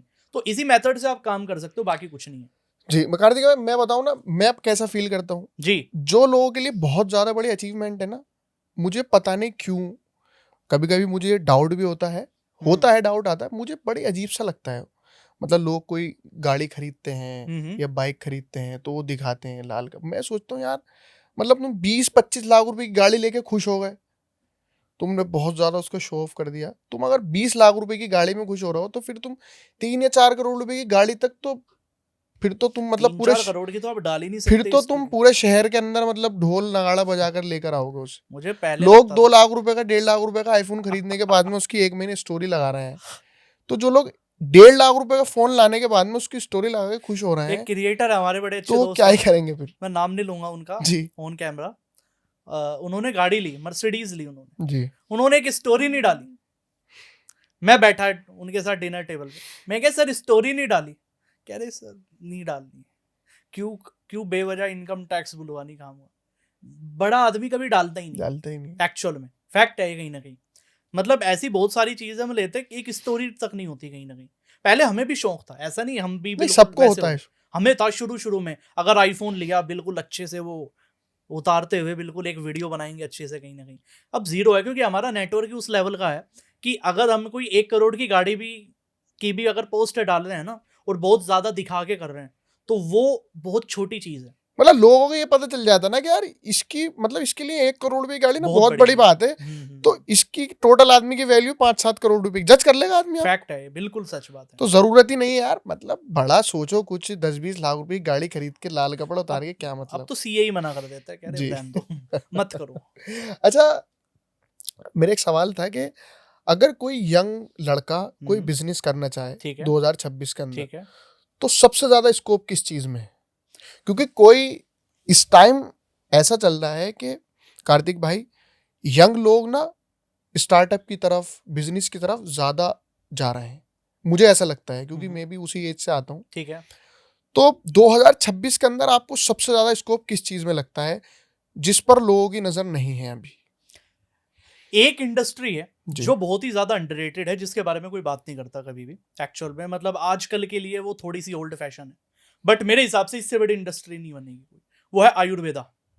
अच्छा। आयुर्वेदा इतनी बड़ी इंडस्ट्री है, 1000 करोड़ का ब्रांड पता नहीं चलेगा कब बन जाएगा आयुर्वेदा के अंदर। और आयुर्वेदा का प्रोडक्ट बनाने के लिए आपको कोई नई चीज इन्वेंट नहीं करनी है। मैं कह रहा हूं, आप किसी भी नॉर्मल दुकान पे जाओगे ना आयुर्वेद की, वो आपको 20 चीजें बता देगा। अगर आप आयुर्वेद के ग्रंथ आते हैं बहुत सारे, आप पढ़ो, आपको पता चलेगा आयुर्वेदा के बारे में एक्चुअल में। और मैं कह रहा हूं, आपको ऐसी ऐसी चीजें मिलेगी ना आयुर्वेद में, जो बहुत ही ऑर्गेनाइज वे में नहीं बिक रही एक्चुअल में कहीं ना कहीं। आज अगर हम किसी भी, मैं कह रहा हूँ आयुर्वेदा का कोई भी प्रोडक्ट उठा लो, एक आती है वीको टर्मरिक क्रीम आती है, वो एडवर्टाइजमेंट चलता है, वो भी आयुर्वेदिक प्रोडक्ट है। पतंजलि ने अपना पूरा जो ब्रांड बिल्ड किया वो आयुर्वेद के उस पे किया। लोगों को लगता था आयुर्वेद बड़ा कैसे होगा, पतंजलि जीता जागता एग्जाम्पल है, कितना बड़ा ब्रांड हो चुका है। हिंदुस्तान यूनिलीवर जैसे ब्रांड को टक्कर देता है पतंजलि। सोचो, आयुर्वेद नॉर्मली तो है कहीं ना कहीं। तो मैं कहना चाह रहा हूं, आयुर्वेदा इतनी बड़ी इंडस्ट्री है, इतनी बड़ी, एक प्रॉब्लम पकड़नी है बस, या तो डाइजेशन की प्रॉब्लम पकड़ लो, स्किन केयर में घुसना, स्किन केयर में आ जाओ, कोई दिक्कत नहीं है आपको। मैं कह रहा हूँ उसमें मेडिकल वाली में आना, आप मेडिकल वाली में आ जाओ। आप जॉइंट पेन की प्रॉब्लम पकड़ लो, आप किसी भी तरीके की एक प्रॉब्लम पकड़ लो, उसका सोल्यूशन देना है बस, सिंपल। मैं कह रहा हूँ 1000 करोड़ का ब्रांड, और बहुत सोच समझ के मैं वैल्यू बैठा के बता रहा हूँ आपको, कहीं ना कहीं हवा का नंबर नहीं। 1000 करोड़ का ब्रांड कब बन जाएगा पता नहीं चलेगा, सिर्फ 3 साल में, सिर्फ 3 साल में। इतनी बड़े लेवल पे कंजप्शन है इसका, इतने बड़े लेवल पे। अच्छा, इन्वेस्टमेंट क्या रख सकते हैं इसकी? देखो मैटर का, अगर आप 100 करोड़ की कंपनी बनाना चाहते हो कहीं ना कहीं, तो शुरू में आपको कम से कम 20 to 30% लगेगा। मैं 30% रूल बताता हूँ। 1 लाख कमाना है 30,000 लगाना पड़ेगा, 10 लाख कमाना है तो 3 लाख लगाना पड़ेगा। 30% रूल है आयुर्वेदा के ब्रांड में हमेशा, जिसमें मार्केटिंग लॉन्चिंग सब बता दी मैंने। कहीं ना कहीं बनाना खुद नहीं है, रूल ये है। क्या भाई ना बात, बनाना नहीं फंसते मैन्युफैक्चरिंग में फंस जाते हैं लोग। मैन्युफैक्चरिंग तो करनी नहीं है, किसी यंग आदमी को तो मैन्युफैक्चरिंग नहीं करनी चाहिए, मैं सच बता रहा हूँ आपको जी। वो खत्म हो जाएगा, वो ब्रांड नहीं बना पाएगा। मैंने एक एग्जांपल ले, एक आदमी मुझे कहता सर मैं नौकरी छोड़ के मैं मैन्युफैक्चरिंग करना चाहता हूँ। किस चीज की? सर मसाले की। मैं क्या, मसाले की मैन्युफैक्चरिंग मत कर लेना भैया, बोले के भी कह रहे सर आप तो वीडियो बना रहे हो मसाले का बिजनेस करना है। मसाले का बिजनेस कहा है, मैन्युफैक्चरिंग नहीं बोला भाई, इसमें मत फंसाओ मुझे। मैन्युफैक्चरिंग नहीं करनी, क्योंकि मैन्युफैक्चरिंग क्यों नहीं करनी, 2 सबसे बड़े रीजन है। पहली बात तो हैवी इन्वेस्टमेंट 25 लाख रुपए कम से कम लगेंगे, कम से कम, कुछ भी लगा लो ठीक ठाक लेवल पे। दूसरी चीज ये, आप लिमिट कर जाओगे। आपने एक ब्रांड बना लिया, मान के चलते हैं आपने आज एक मसाले का ब्रांड शुरू कर लिया, आपने सोचा मैं एमडीएच जैसा ब्रांड बनाऊंगा, आपने मैन्युफैक्चरिंग लगा ली 25 लाख रुपए की, आपकी कैपेसिटी है 1000 किलो मसाला बनाने की हर महीने, ठीक है। आपने मार्केट में ब्रांड लॉन्च कर दिया और वो पॉपुलर हो गया 1 ही 2 महीने में, आपकी डिमांड आ गई बाजार में 2.5 से 3,000 किलो मसाले, कैसे बनाओगे? कैपेसिटी तो 1000 की है, ठीक है, 1000 से 1 किलो भी एक्स्ट्रा नहीं बना सकते, कैपेसिटी। और जाहिर सी बात है, अगर आप सोशल मीडिया पर तो आप पे 5000 किलो की भी आ सकती है, एक रील में गेम चेंज हो जाता है। मैंने बहुत एग्जांपल देखे। अब सोचो कि अगर आपको प्रोडक्शन बढ़ाना है, वो एक दिन में नहीं बढ़ेगा, उसके लिए उतना ही पैसा लगाना पड़ेगा। अब सोचो 25 लाख रुपए अगर 1000 किलो के लिए लगाए, तो डिमांड कितनी आई है? 3000 किलो की। तो भैया आप लगा लो 75। पहले पैसे लगाओ, बाद प्रोडक्शन लगने में भी सेट लगेगा। एक प्रोडक्शन लगने में 6 महीने 1 साल लगते हैं जी, तो 2-3 साल तो केवल सेट होने में लगेगा। जी जी। अब इसका सबसे बढ़िया तरीका क्या है? 20 मैन्युफैक्चर की लिस्ट रखो अपने पास, ऑथेंटिक। एक की कैपेसिटी आज 1000 है तो 20 की आपकी 20,000 हो गई ऑटोमेटिकली। और जब आप उनको भरपूर प्रोडक्शन देंगे, भरपूर ऑर्डर देंगे, तो फिर वो आपके नीचे ही काम करेंगे। दीपक सांघवी जी इतनी प्यारी बात कहते हैं। निलोन्स के जो फाउंडर है, मेरे बड़े अच्छे दोस्त हैं, पुणे के अंदर उनका बिजनेस है बहुत बढ़िया, और ऑल ओवर इंडिया आजकल बड़े लेवल पे है। टॉप्स के बाद दूसरा जो ब्रांड आता है वो निलोन्स ही आता है। उन्होंने एक बड़ी प्यारी बात कही थी पॉडकास्ट में मेरे, कह रहे कार्तिक सर की 100 करोड़ का जब तक धंधा नहीं है तब तक मैन्युफैक्चरिंग लगाओ ही मत अपनी, कभी भी। अगर आदमी को जीतना है, फिर आदमी का फोकस सिर्फ मार्केटिंग पे ही है और किसी चीज पे नहीं। और अगर आप मैन्युफैक्चरिंग करना भी चाह रहे हो, ठीक है मैं मान गया, तो आप कम से कम 2 या 3 पार्टनर होने चाहिए। अकेले आदमी को जिंदगी में मैन्युफैक्चरिंग नहीं लगानी, वो बेच नहीं पाएगा। मैं ऐसे बहुत आपको एग्जांपल ले सकता हूं जिन्होंने प्रोडक्ट बनाया, बेच नहीं पाएंगे। अच्छा, आपने 200 से ज्यादा बिजनेस को बिल्ड किया है, मतलब चलाया है, 200 से ज्यादा बिजनेस आपने लॉन्च कराए हैं लोगों के सक्सेसफुली। बिल्कुल। तो आपके सामने आया कोई ऐसा एग्जांपल? क्या? यही वाला जो हम बात कर रहे हैं कि उन्होंने ये इस तरीके की गलती की हो, मैन्युफैक्चरिंग लगा ली और वो लॉस में हो, वो आपके पास आए? मतलब मुझे 2-3 इंटरेस्टिंग जानने हैं वो, क्योंकि 200 में जरूर कुछ लोग ऐसे आए होंगे जिन्होंने बहुत सारी गलतियां की होंगी, जो मैन्युफैक्चरिंग में फंसे होंगे, या जो सेल्स नहीं कर पा रहे होंगे, या जिनके प्रोडक्ट में कमी होगी। तो मैं कुछ वो जानना चाहूंगा 2-3। मैं आपको बता रहा था जी। एक केस आया मेरे पास लगभग 6 महीने पहले। उनका था मस्टर्ड ऑयल का ब्रांड। अच्छा। कह रहे सर मस्टर्ड ऑयल का ब्रांड है, मैन्युफैक्चरिंग है खुद की। बिल्कुल कहते हैं ना, छाती ठोक के बताया, बिल्कुल फैशन में सर मैन्युफैक्चरिंग खुद की, अपनी फैक्ट्री लगी हुई, खुद की फैक्ट्री है सर, नाम लगाया बड़े बड़े अक्षरों में। अच्छी बात है। सेल्स कितनी है? वो नहीं है सर, मैन्युफैक्चरिंग है। मैं क्या ठीक है, प्रोडक्ट अच्छा था, डिसेंट था, ठीक है। कह रहे सर अब बताओ अब काम कैसे करना है, इसको मैं बड़े कैसे बनाऊं। मैं क्या कितनी सेल किया 1 साल में? कह रहे सर मुश्किल से 500 बोतल भी नहीं बेची 1 साल में। कह रहे सर लॉस में हूं टोटली, हर महीने का मैन्युफैक्चरिंग में जो एक्सपेंस है वो होना ही होना है। अब क्या करूं? उनका नाम था अमित जी मेरे पास आए, ठीक है। मैंने उनको कहा कि आपका प्रोडक्ट ही शुरू से शुरू बनेगा, शुरू से ही बनेगा। कह रहे सर मैंने इतना ज्यादा प्रोडक्शन, इतनी इन्वेस्टमेंट, लगाते रहो। 1 लाख रुपए चाहिए मुझे आपका, 1 लाख रुपए आपका जो बिजनेस में लगेगा, कि अगर तैयार हो तो बताओ। कह रहे सर मैं तैयार हूँ। उनका मैंने अपने तरीके से प्रोडक्ट बनाया, क्योंकि हर आदमी को लगता है मेरे से बढ़िया प्रोडक्ट मेरा नहीं है। हर आदमी को लगता है कि मैंने जो बना दिया वो बिल्कुल बढ़िया है। जो सामने वाले बता पाता है वही बता पाएगा। पैकेजिंग अच्छी है, मैंने पैकेजिंग रीडिजाइन कराई, नाम चेंज करवाया, और उनकी फिर मैंने लॉन्चिंग कराई प्रोडक्ट के अपने हिसाब से, सिर्फ वेबसाइट के थ्रू बिकवाया। तब जाके उन्होंने जितनी सेल पूरी 1 साल में की ना, उनकी मैंने 1 हफ्ते में कराई थी उतनी, सिर्फ 1 हफ्ते में। There is no paid campaign, सिर्फ 6 रील इंस्टाग्राम पे डलवाई थी, गेम चेंज। 6 रील में। कह रहे सर गड़बड़ कहाँ थी? मैं क्या, गड़बड़ प्रोडक्ट में थी। आप मैन्युफैक्चरिंग के एक्सपर्ट हो सकते हो, मार्केटिंग के नहीं। मार्केटिंग का आदमी अलग होता है, मैन्युफैक्चरिंग का अलग होता है। कह रहे सर क्या करूं? मैं, 6 महीने चला लो, मैन्युफैक्चरिंग बंद कर देना। बिल्कुल भी। कह रहे सर 10 लाख का लॉस होगा। मैं क्या, रिकवर हो जाएगा। अगर 1 साल और भी चला लिया ना, ये लॉस 10 से 20 लाख हो जाएगा। हाँ। लेकिन अगर पूरा ध्यान मार्केटिंग पे लगा दिया ना, अपने नए प्रोडक्ट पे, मैं कह रहा हूँ पूरा लॉस रिकवर हो जाएगा जी। आदमी को हार्ड डिसीजन लेने पड़ते हैं। पता क्या है सर जी, लोगों के इमोशन जुड़ जाते हैं। मेरे पास जितने केस आए ना, सब लोगों के इमोशन जुड़े हुए हैं धंधे से। बिजनेसमैन का कभी इमोशन नहीं जुड़ना चाहिए प्रोडक्ट के साथ, कभी भी। क्या ये बोल्ड स्टेटमेंट है बहुत। इमोशन नहीं जुड़ना चाहिए। जहां आपको लगना है यार मेरी कंपनी, मेरा प्रोडक्ट यार ये है, वहां काम खराब हो जाए।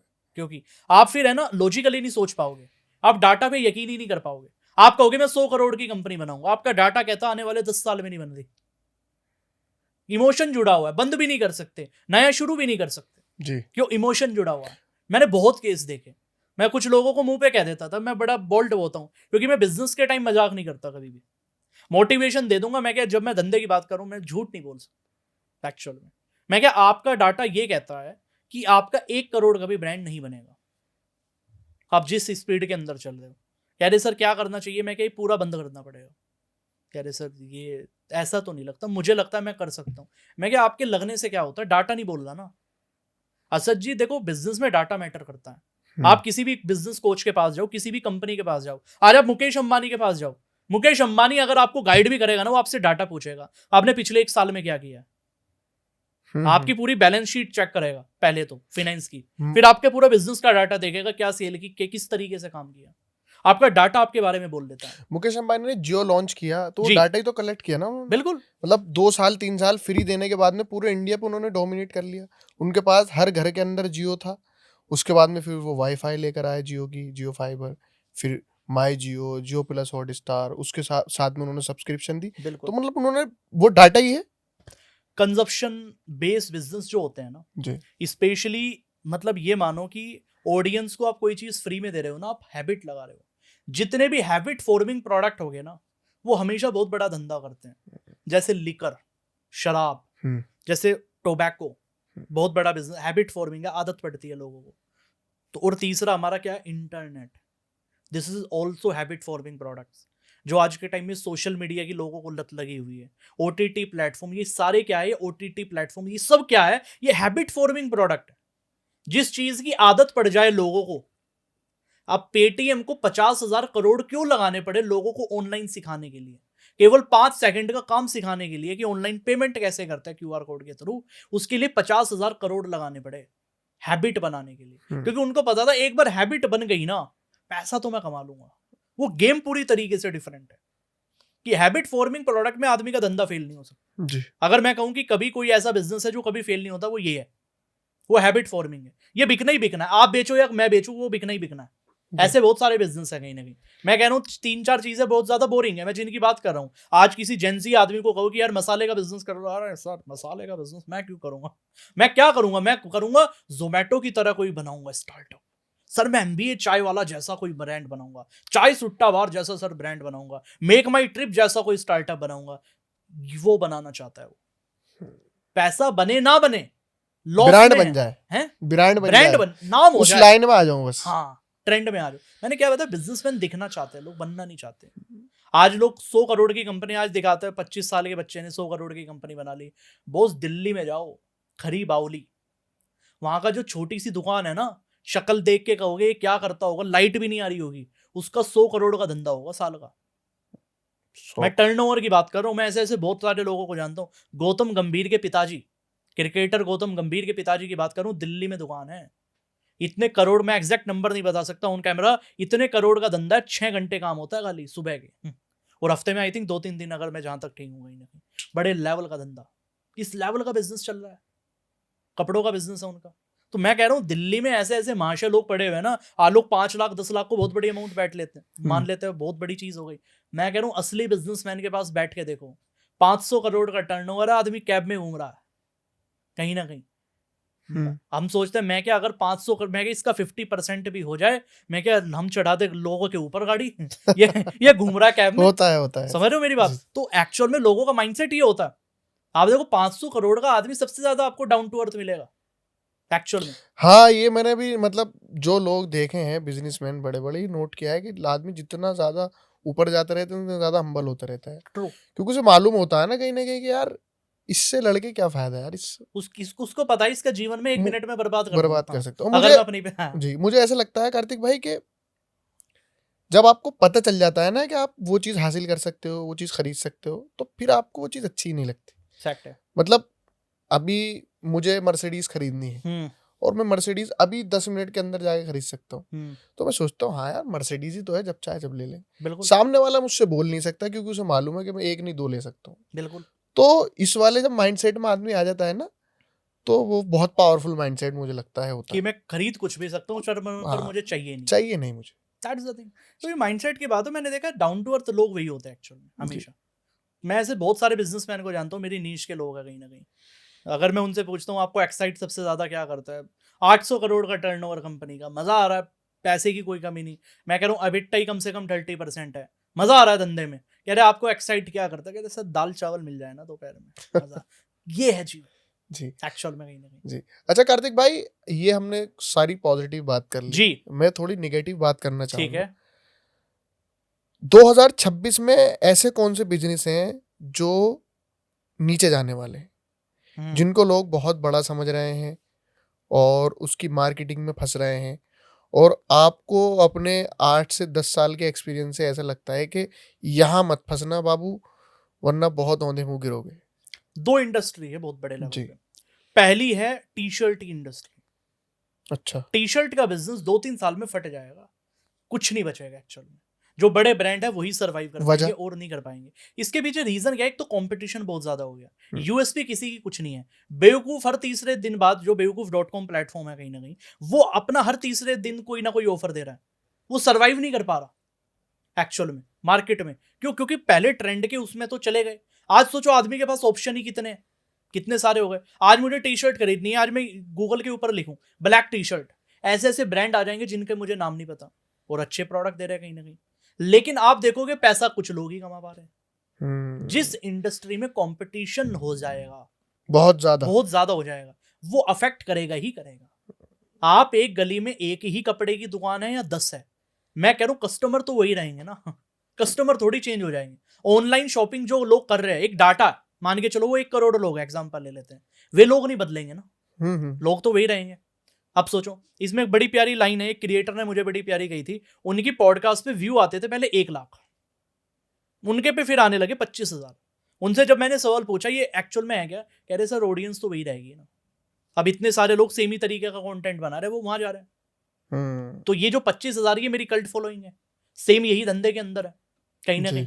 आज आप, मैं कह रहा हूं कपड़ों के बिजनेस में कर लो, हमें लगता है कि हम बहुत बड़ा पैसा कमा लोगे, भैया कंपनी तो 2-3 ही बड़ी बनेगी, और आने वाले टाइम में इतने बड़े लेवल पे धंधा चल रहा है ना, ये फटेगा धंधा। मैं सच बता रहा हूँ, ये नहीं चल पाएगा 2-3 साल के अंदर। तो अगर कोई टी शर्ट के बिजनेस में जाना चाह रहा है, स्ट्रगल करेगा, कॉस्ट नहीं निकालना पाएगा, क्योंकि सर्वाइव भी करना है, सस्ते में बेचनी पड़ेगी, वेराइटीज लानी पड़ेगी, टीम बिठानी पड़ेगी, R&D की टीम भी लगेगी, प्रोडक्ट बनाने की टीम भी लगेगी, मार्केटिंग की लगेगी, बहुत सारी टीम लगेगी। और कपड़े का काम कहीं ना कहीं ऐसा है कि आदमी ना एक टाइम पे आने के बाद में ब्रांड की तरफ जाने लगता है। बिल्कुल। थोड़ा सा वो कुछ अचीव करता है तो उसको मतलब टैग चाहिए होता है कि नाइकी की टी शर्ट है या एडिडास की टी शर्ट है, तो वो लोकल ब्रांड वैसे भी नहीं खरीदता। क्योंकि नॉर्मल जो ब्रांड है आज के टाइम में, अगर मैं यूएस पोलो की बात करूं या पूमा की बात करूं, वो 2000 से शुरू हो जाता है जी। ठीक है। अब 2000 से पहले अगर प्रोडक्ट बेचोगे 500 का, 1000 का, 1500 का, आप मार्जिन नहीं कमा पाओगे। इतने सारे कंपटीशन है, आपको या तो उससे महंगा या उससे सस्ता करना पड़ेगा। सस्ता करोगे क्वालिटी डाउन जाएगी, क्वालिटी डाउन होगी। महंगा करोगे, आदमी के पास बड़े ब्रांड के ऑप्शन आ गए, आप खत्म। खत्म। तो एक्चुअली टी शर्ट का बिजनेस नहीं करना चाहिए कभी भी, हम्म, मेरे हिसाब से अभी बिल्कुल नहीं करना चाहिए। That is not the right time फिलहाल अभी। दूसरा बिजनेस अगर कोई, मैं कह रहा हूं इस इंडस्ट्री में तो भूल के मत घुस जाना, वो आज के टाइम में है मार्केटिंग की इंडस्ट्री। अच्छा। लोग मार्केटिंग में इस कदर घुसे हुए हैं, सच्ची मैं क्या बताऊं आपको। डिजिटल मार्केटिंग के नाम पे इतनी सारी चीजें आज के टाइम में चल रही है, नहीं चल पा रही है। जो आज के टाइम में सोच रहा है कि मैं अपनी मार्केटिंग एजेंसी बना लूं, मैं डिजिटल मार्केटिंग में घुस जाऊं, या मैं कोई अपनी वीडियो एडिटिंग एजेंसी बना दूं, ये वो बिजनेस है कि 1-2 लाख तक तो ठीक है। लेकिन आप कह रहे हो कि मैं इसको 10 करोड़ तक ले जाऊंगा, नहीं जाएगा, कभी नहीं जाएगा। कुछ दिनों में मैं कह रहा हूं लोगों के पास क्लाइंट नहीं मिलेंगे। फैक्ट बता रहा हूं, आज के टाइम में क्लाइंट नहीं बनेंगे। रीजन बताता हूं क्यों। जी। अब सोचने वाली बात यह है कि एक क्रिएटर ने एक एजेंसी को हायर किया कि भैया मेरी वीडियो एडिट होनी है, ठीक है, नया नया क्रिएटर है, वो हर वीडियो का 1,000 रुपए देने लगा, मान के चलो 30 वीडियो जा रही है, 30,000 का धंधा जा रहा है। अब उसके माइंड में क्या, एजेंसी के माइंड में क्या है कि इससे मुझे 30,000 रुपए आ रहा है, इसका फिर मैं यूट्यूब भी मैनेज करूंगा, इसका मैं ये मैनेज करूंगा, मैं इससे 1 लाख रुपए कमा लूंगा, मेरे पास ऐसे लगभग 20-25-100 क्लाइंट हो जाए तो मैं लगभग लाखों रुपए कमा लूंगा। ये उसका प्लान है। बट होता पता क्या है कि शुरू में 1 महीना काम हुआ, शुरू में 1 महीना धंधा हुआ, उसका अकाउंट चलने लगा, उसने पैसा कमाना शुरू किया अपनी कंटेंट क्रिएशन में, वो फिर बताता है इन हाउस टीम। अब एजेंसी का कोई काम नहीं रहा। अब उसे पता चलता है यार मेरा क्लाइंट तो चला गया एक्चुअल में। अब एजेंसी को पैसा कमाने के लिए क्या करना पड़ेगा, खुद के स्टूडियोज बनाने पड़ेंगे, खुद की इन हाउस टीम बनानी पड़ेगी, जिसके अंदर उसका करोड़ों रुपए लगेगा एक्चुअल में, और प्रॉफिट क्या आना है, वही 20-30 लाख रुपए आना है कहीं ना कहीं एक्चुअल में। ये भी मैं बहुत प्रो लेवल की बात कर रहा हूँ कहीं ना कहीं। तो ये अगर कोई करोड़ों की एजेंसी बनाने की बात कर रहा है, करोड़ों वाला ये बिजनेस नहीं है। और 1 साल में तो मैं कह रहा हूँ लोग खून के आंसू रोने वाले हैं अभी एआई के बाद, क्योंकि एआई आजकल की जो टीम है वो एडॉप्ट नहीं कर पा रही है कहीं ना कहीं, उसको टाइम लगेगा। मतलब अगर आपको करना भी हो तो हर 3 महीने में आपको टीम चेंज करनी पड़ेगी। बिल्कुल। आज से 3 महीने पहले जो एआई लोग सीखे हुए थे, अब कुछ और है, 3 महीने बाद कुछ और है। पहले आप अपना टीम चेंज करते थे 2 साल में, लेकिन अब सिचुएशन ये आ गई है आपको हर 3 या 6 महीने में टीम करनी ही करनी पड़ेगी चेंज। बिल्कुल, क्योंकि जो एडिटिंग 3 महीने पहले चलती थी वो आज नहीं चल रही, और आगे 3 महीने में नहीं मालूम क्या हो जाए। इसका सेम काम क्लोथिंग बिजनेस की तरह हो रहा था। जो क्लोथिंग बिजनेस में 3 महीने पहले ट्रेंड था वो आज नहीं है। अगर पहले स्लिम फिट का ट्रेंड था, अगर आज ओवर साइज का है तो 3 महीने बाद कुछ और है। सेम यही है कॉन्सेप्ट एक्चुअल में। तो अगर कोई करोड़ों का धंधा बनाना चाह रहा है तो उसको नहीं आना चाहिए इसके अंदर एक्चुअल में। मैं अवॉइड करता हूँ बहुत ज्यादा, लोगों को नहीं जाना चाहिए कभी भी। जी कार्तिक भाई, एक बिजनेस ऐसा जो मैं अगर आपसे कहूँगा कार्तिक भाई आपको एक बिजनेस करना है, तो आप सबसे फर्स्ट प्रायोरिटी पे किस बिजनेस को रखेंगे कि मैं अभी यहाँ से जाने के बाद में वो बिजनेस स्टार्ट करूँ? देखो, एक बिजनेस अगर मुझे कोई आज की डेट में करना हो, अगर मैं आज बिजनेस कोच का टाइटल अपना हटा दूं और मुझे एज एन कंज्यूमर अगर कोई बिजनेस करना है जी आज के टाइम में, तो मैं 2 या 3 बिजनेस में से कोई एक करूंगा कहीं ना, या तो मैं पानी की बोतल का बिजनेस शुरू करूंगा। अच्छा। This is my favourite business actual में। मतलब जो मेरी ट्रोलिंग भी होती है वो इसी बिजनेस को लेके होती है कहीं ना कहीं एक्चुअल में। अच्छा। कि मतलब बहुत लोगों को लगा कि 25,000 में बिजनेस नहीं हो सकता पानी का एक्चुअल में। मेरी एक ई बुक बड़ी वायरल हुई थी जिसके अंदर मैंने बताया था 25,000 के अंदर बिजनेस क्या किया जाए। तो पहला तो बिजनेस मैं पानी का बिजनेस ही मानूंगा। बताओ थोड़ा इसके बारे में, मतलब किस तरीके से कर सकते? देखो, बड़ा सिंपल है कि पानी का बिजनेस करने के लिए आपको ज्यादा चीजें नहीं चाहिए।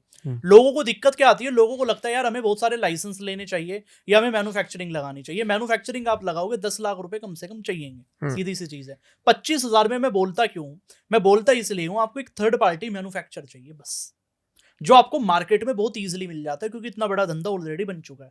दिल्ली में बहुत भर के हैं कहीं ना कहीं, उनसे आप डील कर लो, मिनिमम क्वांटिटी ऑर्डर उनसे उठा लो, मुश्किल से आपको 10,000 रुपए में आपके ब्रांड नेम से मिल जाएगी, ठीक है। बाकी 2 से 5,000 रुपए में आपके मान लेता हूँ आपकी लोगो डिजाइनिंग में और आपकी पैकेजिंग डिजाइनिंग में, वो आपका प्रोडक्ट रेडी करके देंगे। थर्ड पार्टी मैन्युफैक्चरिंग भी 2 तरीके की होती है। पहली होती है कि जो आपको केवल खाली बोतल दे रही है, दूसरी होती है जो आपका प्रोडक्ट ही बना के दे रही है पूरा, जिसमें आपको कुछ नहीं करना। आपका सिर्फ एक काम है कि अपने वेयर हाउस में उसको रखना है और उसको डिस्ट्रीब्यूट करना, सीधी सी चीज है। अब दूसरा काम क्या करना है, थर्ड पार्टी मैन्युफैक्चरिंग के थ्रू मान के चलो 10,000 का रॉ मटेरियल आ गया, मतलब बोतल आ गई, 5,000 रुपए आपकी डिजाइनिंग में लग गए, ठीक है। मैं कह रहा हूँ लाइसेंस आपको जो चाहिएगा इसमें 2 ही मेन चाहिएंगे। एक आपको चाहिएगा ट्रेडमार्क आपका, और एक आपको चाहिएगा फसाई का लाइसेंस। बस शुरू में यही चाहिएगा, क्योंकि मैन्युफैक्चर के पास ऑलरेडी है एक्चुअल में। आपको केवल एक मार्केटिंग के लिए फसाई का लाइसेंस चाहिए बस, काम हो गया। जो बाकी के लाइसेंस है, चाहे वो इसमें मैन्युफैक्चरिंग दिखा वो दे। मैन्युफैक्चरिंग है। खुद की मैन्युफैक्चरिंग लगाओगे आप, लाइसेंस ही नहीं ले पाओगे जी। एक्चुअल में। तो मैं थर्ड पार्टी इसलिए कहता हूँ लोगों को, 25,000 रुपए लगेंगे शुरू में, कम माल बेचो। मुझे पता है 25,000 रुपए लगा के आप मुश्किल से 5,000 कमाओगे पहले महीने, लेकिन कमाओगे। फिर वही पैसा धंधे में लगाना है एक्चुअल में। लोग गड़बड़ क्या करते हैं, सर हमें 10 लाख रुपए लगाने, हमें चाहिए 2 लाख रुपए। गड़बड़ यहाँ है, पहले 25 लगा के तो देख लो, क्या पता धंधा फेल हो जाए, वी नेवर नो। पर मेरा बहुत बड़ा फेवरेट बिजनेस है कहीं ना कहीं, और मैंने शुरू भी किया। मैं एक एंडिंग स्टेज पे पहुंच भी गया था। अच्छा। मैंने बिजनेस लॉन्च पहुंच ही गया था मैं बिल्कुल, और मैंने मार्केट में ब्रांड उतार भी दिया था कहीं ना कहीं। वो तो मैं थोड़ा दूसरे बिजनेस में लग गया कहीं ना कहीं, जो मेरे लिए उस समय बहुत ज्यादा जरूरी थे फिलहाल, कि जो उससे भी बड़े धंधे बन सकते थे कहीं ना कहीं। तो मैंने वो शिफ्ट कर दिया था, हैंड ओवर कर दिया था किसी दूसरे आदमी को एक्चुअल में। पर पानी का बिजनेस बनाना बहुत दुनिया का आसान काम है, मतलब कोई भी पानी का ब्रांड बना सकता है। इसमें प्रॉब्लम 2 है जी, ये बात है मैं आपको बताता हूँ। प्रॉब्लम 2 है, वो है कॉस्टिंग मैनेजमेंट और प्रॉफिट मैनेजमेंट, और कुछ नहीं। कि कॉस्टिंग क्या रखनी चाहिए और प्रॉफिट किस तरीके से कमाना है, क्योंकि ये वॉल्यूम बेस्ड बिजनेस है, और वॉल्यूम बेस में प्रॉफिट कम होता है हमेशा, परसेंटेज कम होती है। क्योंकि पूरी एक बोतल में आपको 1 रुपए का प्रॉफिट बचना है, सिर्फ 1 रुपए का।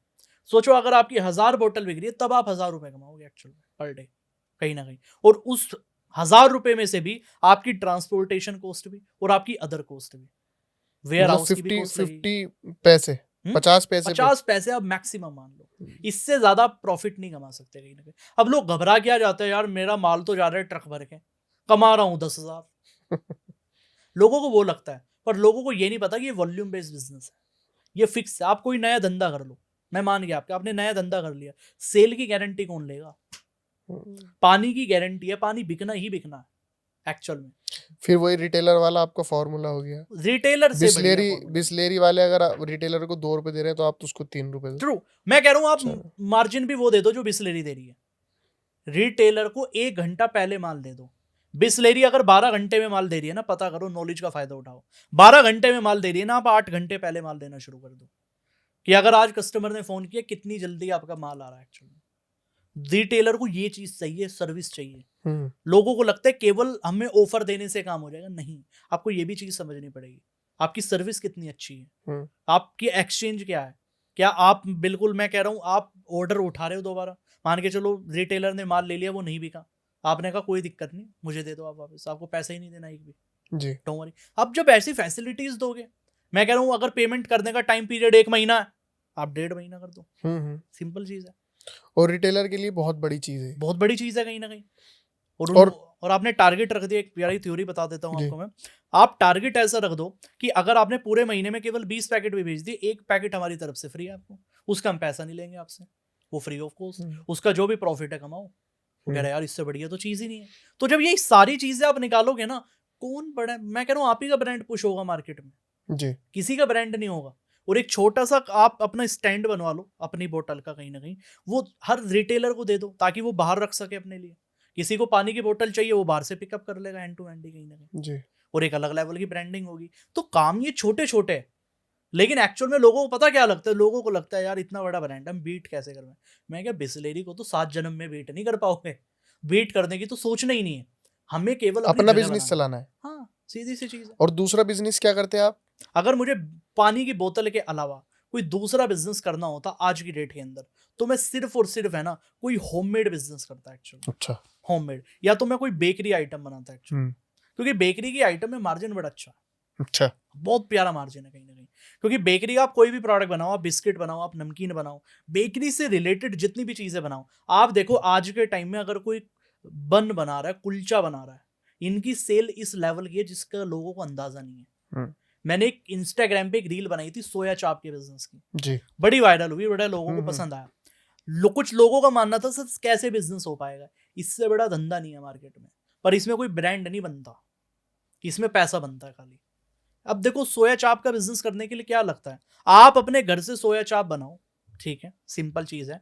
एक आपको डीप फ्रीज चाहिए उसको स्टोर करने के लिए, बस, इसके अलावा कुछ नहीं चाहिए। आपके एरिया के अंदर जितने भी स्ट्रीट वेंडर है, चाहे वो रेस्टोरेंट है, कैफे है, ढाबे है, कोई भी है, उनको सप्लाई करना शुरू करो। ये बट दिक्कत पता क्या है, ये फैंसी बिजनेस नहीं है। प्रॉब्लम यही आ जाती है, और कुछ नहीं है। जेन जी के साथ में सबसे बड़ी प्रॉब्लम मुझे जो लगता है वो यही है कि मतलब बिजनेस बने ना बने लेकिन दिखना जरूर चाहिए। मैं एक बिजनेस आपको बता सकता हूँ जी। जो मैंने किसी पॉडकास्ट में नहीं बताया। हम्म। ये अगर कोई करेगा बहुत बड़े लेवल का धंधा बनाएगा। आज मैं पहली बार बता रहा हूँ, आज तक किसी ने नहीं किया। जी। बिजनेस क्या है? बिजनेस बड़ा सिंपल है। ब्लिंकिट आज के टाइम में लोग कौन कर रहे हैं? वे लोग कर रहे हैं जिनको ग्रोसरी की आइटम चाहिए, मान के चलो, ठीक है। और ग्रोसरी की आइटम आपको पता है अलग अलग ब्रांड की आती है। अगर कोई एमडीएच की है, टाटा की है, इस तरीके से, ठीक है। लेकिन जो बाकी के रिटेलर्स है, जो छोटे छोटे दुकानदार है, उनका धंधा बंद हो चुका है ऑलमोस्ट। उसका इफेक्ट हुआ है, उनके सेल पे फर्क पड़ा काफी हद तक। अब उनकी सेल आपको बढ़ानी है और आप उनसे पैसा कमाओगे कैसे? उनको आपको ये कहना है कि आपकी हम ऑनलाइन एक एप्लीकेशन बनाएंगे या एक आपकी वेबसाइट बनाएंगे। मैं कह रहा हूं उसकी वेबसाइट भी अगर आपको बनानी है या नहीं बनानी है आपकी मर्जी है। उसका डिलीवरी कंट्रोल करना है बस आपको एक तरीके से। अच्छा। कि आपका एक नंबर बनेगा, पूरा सोशल मीडिया अकाउंट्स हम आपका मैनेज करेंगे पूरी तरीके से, और आपके ब्रांड नेम के आपके प्रोडक्ट बनाएंगे। आज ब्लिंकिट पे लोग क्या खरीदते हैं? भैया मुझे अगर नमक चाहिए टाटा का चाहिए, मुझे अगर चावल चाहिए मुझे राजधानी के चाहिए, या मुझे किसी स्पेसिफिक ब्रांड के चाहिए, आटा चाहिए आशीर्वाद का चाहिए, ठीक है। तो इसलिए ब्लिंकिट पे जाते हैं कहीं ना कहीं। अब सोच के देखो कि अगर उस ब्रांड नेम का बिक रहा है माल, जो एक्चुअल में जिसके नाम की दुकान है, अगर फॉर एग्जांपल किसी के नाम का है एसडी ग्रोसरी स्टोर है, तो एसडी के नाम से के अगर प्रोडक्ट है आटा, तो भैया एसडी का आटा तो एसडी की दुकान पे ही मिलेगा, वो ब्लिंकिट पे नहीं मिलेगा कहीं ना कहीं। तो जब आप अपने कस्टमर को अपना ब्रांड देना शुरू करोगे, जब रिटेलर को ये चीज समझाओगे कि जब आप कस्टमर को अपना ही ब्रांड देना शुरू करोगे, वो आप ही के पास आएगा, वो किसी के पास नहीं आएगा। और डिलीवरी वाला ऑप्शन आपको देना ही पड़ेगा। जो ग्रोसरी स्टोर अब डिलीवरी का ऑप्शन नहीं देगा, क्योंकि ब्लिंकिट ने आदत खराब कर दी है भैया, अब आपको भी डिलीवरी देनी ही पड़ेगी। और सर आदत खराब भी क्यों ना हो, मतलब मैं 5th फ्लोर पर रहता हूँ, 4th फ्लोर पर, अगर मेरे पास से 10 रुपए एक्स्ट्रा जा रहे हैं, हाँ, तो मेरा टाइम बच रहा है, तो कोई बुरी बात तो नहीं है। ट्रू। अब मैं साहब ये सोचूं कि यार किराना स्टोर वाला या ग्रोसरी स्टोर वालों का बिजनेस ठप हो जाएगा, तो ये उनको सोचना चाहिए ना अपना बिजनेस बढ़ाने के लिए। मतलब मैं तो ठेकेदार नहीं हूँ कम से कम इसका, मुझे तो अपना टाइम बचाना है। मैं उठूं, रूम लॉक करूं, फिर 5th फ्लोर से नीचे आऊं, सामान खरीदूं, फिर जाऊं। 10 रुपए एक्स्ट्रा लगते हैं या 20 रुपए, तो आदमी टाइम भी बचाता है और अपने घर में भी रहता है। तो ये तो करना पड़ेगा। अब अगर आपने वक्त के साथ में चेंज नहीं किया तो आप फेल हो जाओगे। ट्रू, लोग बदल नहीं रहे एक्चुअली। और मैं तो कहता हूँ कि खुद का ब्रांड लॉन्च करवाओ ना। अगर आप ग्रोसरी वाले का सोचो, आपने 5 प्रोडक्ट पकड़ लिया, आपने मस्टर्ड ऑयल, व्हीट फ्लोर, और आपने मसाला पकड़ लिया, और आपने चावल या शुगर वगैरह पकड़ ली। ये 4 प्रोडक्ट पकड़ लो खाली शुरू में, ये सबसे ज्यादा बिकते हैं। ये लोगों की कराओ कस्टमाइज पैकेजिंग थर्ड पार्टी के थ्रू। आपने हर दुकानदार को माल बेचना शुरू कर दिया। एक दुकानदार कम से कम आपको 50,000 का माल देगा ही देगा, ऑर्डर देगा ही देगा। सोचो एक दुकानदार से अगर 50,000 का ऑर्डर आपको मिल रहा है, तो सोचो 10 से कितना मिलेगा? कम से कम 5 लाख रुपए का धंधा है कम से कम, जिसमें मैं कह रहा हूँ ज्यादा मार्जिन नहीं होगा, 10% होगा मुश्किल से। आप खेल जाओगे 10% में, क्योंकि वो परमानेंट क्लाइंट आपके कहीं ना कहीं। ये वो धंधा जो कोई नहीं कर रहा, क्योंकि आज के टाइम में हर रिटेलर चाहता है मेरा ब्रांड आए मार्केट में, क्योंकि उसको 10 साल हो गए दूसरों का ब्रांड बेचते हुए, बट वो मैन्युफैक्चरिंग में पढ़ना नहीं चाहता। लेकिन अगर आप ये सर्विस उसको दे दो, जैसे वो बाकी ब्रांड का माल खरीदता है सेल्समैन के थ्रू, ऐसे ही वो जब अपने ब्रांड का खरीदने लग जाएगा, कौन मना कर रहा है? और ग्रोसरी स्टोर का इतना बड़ा सीन भी नहीं, मतलब ग्रोसरी स्टोर के जो कस्टमर होते हैं ना सर, उनको ब्रांड से इतना लंबा चौड़ा लेना देना नहीं होता। तो अगर वहां पे उसकी ब्रांड हल्की सी बन गई और ग्रोसरी स्टोर वाले से आगे कोई बोले कि सर एसडी ग्रोसरी का ही देना आटा, हाँ, तो फिर और ज्यादा मतलब उसको कॉन्फिडेंस मिलेगा, और वो अपने ब्लिंकिट पे भी बेच सकता है। This is the thing. तो उसके ब्रांड नेम से बिकेगा। ये वो धंधा जो आज तक किसी ने किया ही नहीं है, और जो करेगा वो बड़े लेवल को। कौन बताओ, कौन दुकानदार आपको मना कर देगा कि मैं अपने ब्रांड के प्रोडक्ट आपसे नहीं बनवाना चाहता? जी, कोई नहीं करेगा जी। और ये पूरा बना बनाया धंधा। अच्छा कार्तिक भाई, कोई भी बिजनेस फ्रेंचाइजी लेवल पर कैसे लेके जाए? बहुत बढ़िया मेरा क्वेश्चन। कोई रेस्टोरेंट है और मैं, क्योंकि जो मेरे दोस्त हैं अराउंड में, तो उनके एक मेरा दोस्त है, उसका रेडीमेड का शोरूम है, और मतलब बहुत सारे दोस्त हैं मेरे जिनके बिजनेसेस हैं। तो मैं ज्यादातर यही सोचता रहता हूँ कि यार एक शहर में नहीं होना चाहिए बिजनेस। बिल्कुल नहीं होना चाहिए, क्योंकि एक शहर का बिजनेस आपका लिमिटेड होता। आप कोई भी बिजनेस आप एक शहर में करते हो तो आप सिर्फ 4-5 किलोमीटर के एरिया को कवर कर सकते हो, इससे ज्यादा नहीं कर सकते। 1000 स्क्वायर फीट, 800 स्क्वायर फीट का आपका एरिया है वो, तो बहुत ज्यादा भी अगर वो हर टाइम भी भर के रहेगा तो 10 लाख रुपए की सेल कर सकते हैं। तो बिजनेस को, रेस्टोरेंट वाला बिजनेस हो या कोई भी बिजनेस को, फ्रेंचाइजी लेवल पर किस तरीके से बढ़ाएं? या कब हमें हम्म, लेना चाहिए स्टेप कि हाँ भाई अब हम दूसरा स्टोर कर सकते हैं या दूसरे शहर में जा सकते हैं, अब हम इतने कैपेबल हो गए हैं, ये कब अंदाजा लगे इस चीज का? ये बहुत ही बड़ा क्वेश्चन है जो हर आदमी को जानना भी चाहिए कहीं ना कहीं, कि फ्रेंचाइजी लेवल पे ले जाना कब चाहिए और कैसे ले जाना जी। चाहिए। दो चीज, सबसे पहले ले जाना कब है, जब आपका एक आउटलेट से प्रॉफिट कम से कम 2 से 3 लाख रुपए 6 महीने तक लगातार आ रहा है। अच्छा। नंबर वन, मिनिमम 1 साल तो मैं कह के चलता हूं, पर मिनिमम 6 महीने आना चाहिए अगर आपको लग रहा है 2 से 3 लाख रुपए का प्रॉफिट है। ठीक है। दूसरी चीज, आपकी एसओपीज रेडी है, हम्म, यानी आपका स्टैंडर्ड ऑपरेटिंग प्रोसीजर, हम्म, एक तरीके से हर चीज की एसओपी एक सिस्टम बना हुआ है कहीं ना कहीं, जी। कि भैया सेल आ रही है इस मेथड से आ रही है, इतना पैसा मार्केटिंग में लगेगा, ये मार्केटिंग करनी है, ये काम करने पड़ेंगे, सर्विस ये है, डिशेज ये है, इतने एम्प्लॉय चाहिए। जब हर चीज का सिस्टम बना है, अगर सिस्टम नहीं बना, फ्रेंचाइजी में नहीं जाना चाहिए हम्म, कभी भी। एक्चुअल में एमबीए चाय वाला के केस में क्या हुआ, यही तो गड़बड़ हुई। हम्म, क्यों हुई? प्रफुल्ल भाई मेरे बहुत अच्छे दोस्त आज भी, लेकिन मैं हमेशा यही चीज कहता हूँ कि एमबीए चाय वाला में गड़बड़ थोड़ी सी ये हुई, सिस्टम नहीं बना था। सेल जो आ रही थी वो पर्सनल ब्रांडिंग के तौर पे आ रही थी, वो प्रफुल्ल भाई को देख के आ रही थी। अगर आज कार्तिक दीवान को देख के कार्तिक दीवान आज कैफे खोले और मैं वीडियो बना रहा हूँ और मेरा धंधा चल रहा है, तो भैया मैं फ्रेंचाइजी अगर बेचूंगा ना, बर्बाद हो जाऊंगा, क्योंकि वो क्योंकि मैं हर जगह अवेलेबल नहीं हूंगा ना। देहरादून में अगर कोई कैफे है, वहां कार्तिक दीवान नहीं जाएगा ना, वहां यहीं रहेगा दिल्ली नोएडा में। मैं सर आपकी बात रोक के एक बात कहना जी। चाह रहा हूँ। मैं अपने दोस्तों को हमेशा ये बोलता हूँ क्या? कि आप कभी भी कोई ब्रांड लॉन्च करो ना, तो उसको एज अ ब्रांड चलाओ। आप कोई भी ब्रांड अपने फेस पर लेकर मत चलाओ। ट्रू। आपको अगर कोई पानी की बोतल बनानी है ना, तो आप ये बताओ कि ये पानी की बोतल है और ये एक ब्रांड है। बिल्कुल। ये मत बताओ कि ये मेरी ब्रांड है। 20 रुपए की बिस्लेरी की बोतल रखी है और 20 रुपए की असद की बोतल रखी है, तो कोई भी आदमी असद की बोतल उसके शहर में नहीं खरीदेगा, वो खरीदेगा बिस्लेरी की बोतल। लेकिन अगर उसको नहीं मालूम है ना कि ये असद की बोतल है, तब वो उसको कंपैरिजन में खरीद True. लेगा। तो हमेशा ब्रांड को प्रमोट करो, खुद की पर्सनालिटी प्रमोट मत करो। और ज्यादातर केसेस में देखा भी जा सकता है कि जो बहुत बड़े लोग हैं वो फेस बन जाते हैं, लेकिन हमको नहीं मालूम एडिडास किसका है, हमको नहीं मालूम प्यूमा किसका है, हमको नहीं मालूम रेड टैप किसका है, ये सारे हमको मालूम ही नहीं। True. कोका कोला, ये सब, थम्स अप और एनर्जी ड्रिंक के केसेस में मुझे ऐसा लगता है कि ऐसा हुआ है। लोगों ने एनर्जी ड्रिंक लॉन्च तो करी, लेकिन अपने फेस के साथ। मुझे पता है आप किसकी बात कर रहे हैं। और जब आप अपने फेस के साथ में एनर्जी ड्रिंक लॉन्च करते हो ना, तो आप जिस प्राइस पे आपको हेल मिल रही है, रेड बुल मिल रही है, उस प्राइस टैग पे मेरी ब्रांड कोई लेगा ही नहीं। रेड बुल एक बड़े लेवल की ब्रांड है, इंटरनेशनल, 120 रुपए में, और 120 रुपए में एक छोटे से शहर का बंदा बेच रहा है, लेगा ही नहीं कोई। मतलब तो ब्रांड को ब्रांड की तरह से प्रमोट करो, फैक्ट। कभी अपना फेस लेकर ही मत आओ, ऐसा मुझे लगता है। शायद शक्ल के तौर पे जो बिजनेस चल रहा है वो बंद हो गया।